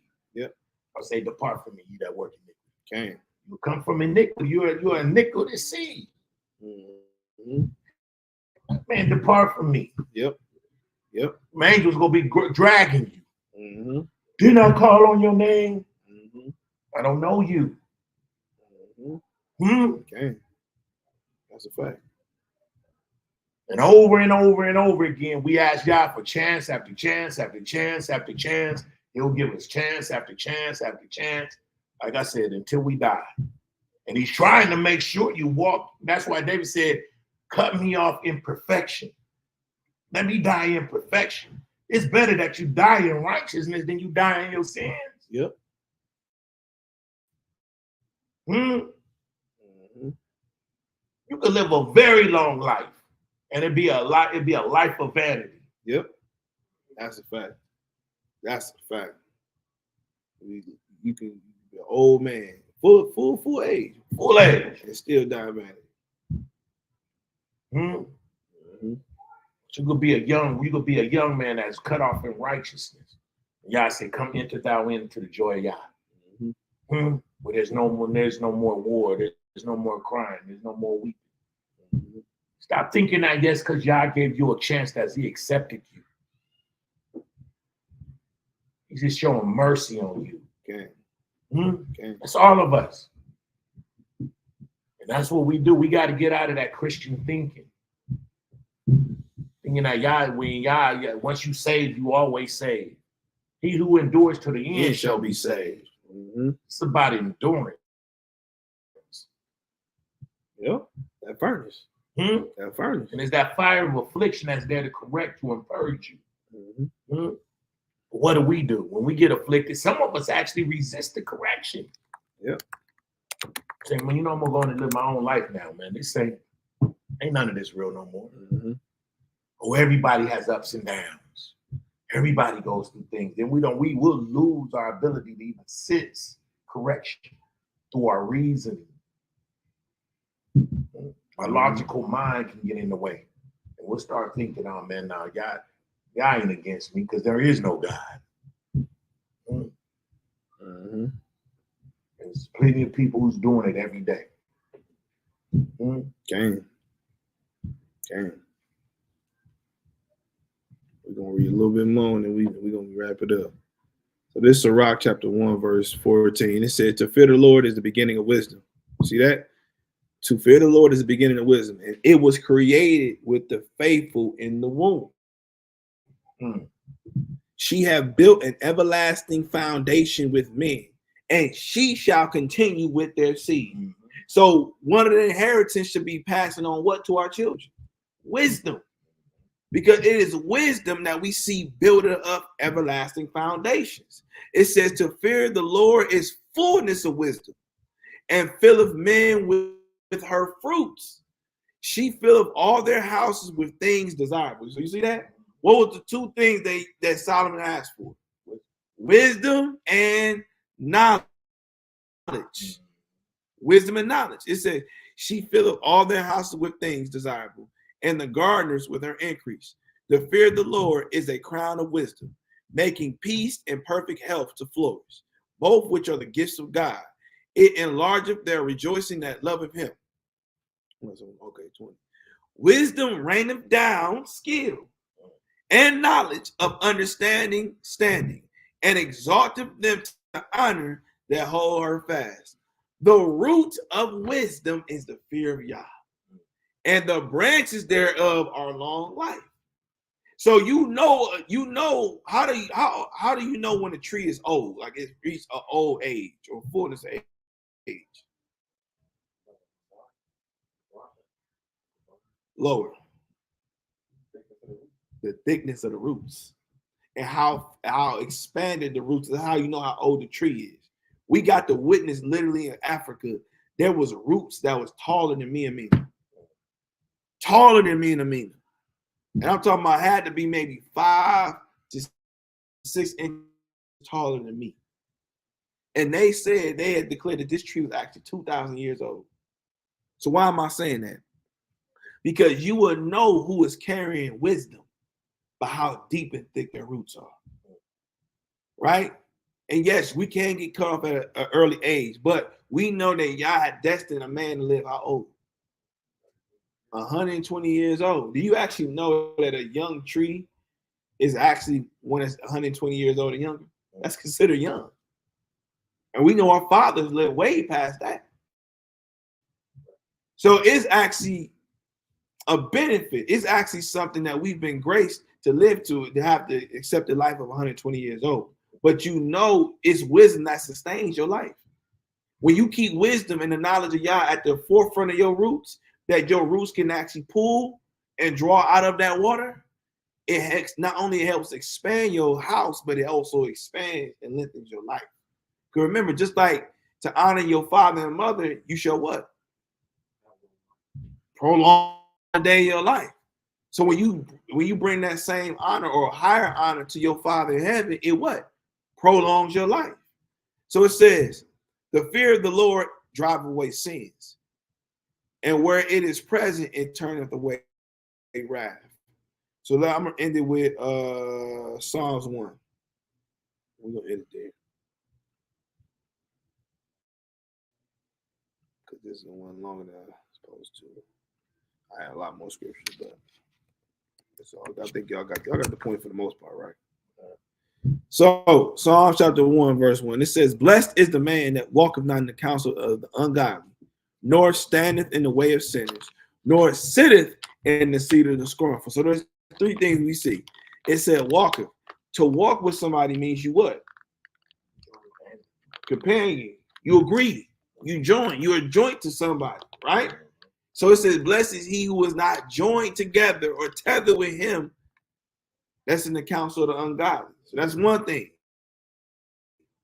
right? Because to be tethered means to be jointly united, right? Just like a tree is jointly united with that water to pull from it. Just like we are jointly united, we pull from each other. So it says, nor stand in the way of sinners. What does stand mean in this essence? To stand in the way of sinners means to what? No, it means to protect. It means to guard them. It means to keep them. So when you stand, that's why I said do not even stand and do not even give courtesy to your children when they're walking, and let them seek you rather than you stand in their courtesy. So to stand in the way for somebody means you're standing and protecting them. But you're not supposed to protect the sinner. You're not supposed to stand in the way to protect the sinner. Yeah, you pray for them, but you should never be defending their sin. So we see now we see somebody who walk with sinners, who not supposed to walk with the godly, nor standing or defending sinners. It said, nor sitteth in the seat of the scornful, meaning be in agreement with them, sit in the same judgments as them. That's why I said a false witness, right? Who stands up for a false report, right? They face the same judgment as those who committed the crime. So blessed is those who do not stand or pretty much is jointly together with the ungodly. It says, but his delight is in the law of Yah, and his law doeth he meditate day and night. He shall be like a tree planted by the rivers of water that bringeth forth his fruit in his season. See that? So long as you stand still with Yah and stand in Yah, when it's your season to bear fruit, it shall bear. You don't have to prematurely try to bear fruit. It will bear in the season. It says his leaf also shall not wither, and whatsoever he do shall prosper. right? Now we got to even deal with that because we got to know what is prosperity according to Yah. We got different versions of what prosperity is, right? But we know prosperity is basically those who keep the laws of Yah and prosper in those laws. So it says the ungodly are not so, but are like the chaff which the wind drives away. You know what chaff is? You know what chaff is? Chaff is like the hull or the skin that's over the wheat. Yep. You have to. They would thrash it, and the chaff it will break off the wheat. The heavier wheat will fall to the ground. The chaff will go. The wind will carry it away. They'll call it winnowing. Right. Yeah. The light. So they'll get rid of the chaff because the chaff you can't grind it because it's not. It doesn't break down like wheat does. Wheat you could ground into powder. The chaff is like a skin that's over it. It doesn't break down like into powder. So if you kept the chaff on the wheat, your bread would be almost like, imagine eating like eggshells in your eggs. Right. And that's what the chaff would almost be like in your bread. Mm-hmm. You see what I'm saying? So right, it's a separation. Pretty much. Yep. Verse 5 said, therefore the ungodly shall not stand in the judgment, nor the sinners in the congregation of the righteous. For Yah knoweth the way of the righteous, but the way of the ungodly shall perish. So when we look at the revelation of Ayin, when we look at the whole scope of it, seeing that the root of it is the spring of water, and what we get from that spring of water is the revelation to be able to see, watch, and obtain knowledge. And if Yah is that source, that spring of water, that living water, then the only knowledge we should really be seeking to obtain and see and watch for, which means to also protect, is the knowledge of the tree of life, is the knowledge of the Torah, is the way, the truth, and the life towards Yeshua HaMashiach. That is what we should be seeking, and that's what we should be only seeing through the vision of Yah's eyes. So that's the end of the lesson. I hope everybody on the live appreciate. I know we had some difficulties, but I hope y'all appreciate it. Again, make sure that y'all tune in to Wednesday Night Live Bible study. If y'all need the link to that, we do a Zoom. Just email us and we get back to y'all. But I hope y'all appreciated the lesson, and we wish y'all nothing but a blessed end of Shabbat. We say Shabbat Shalom. Shalom to everybody. Shalom. Shalom.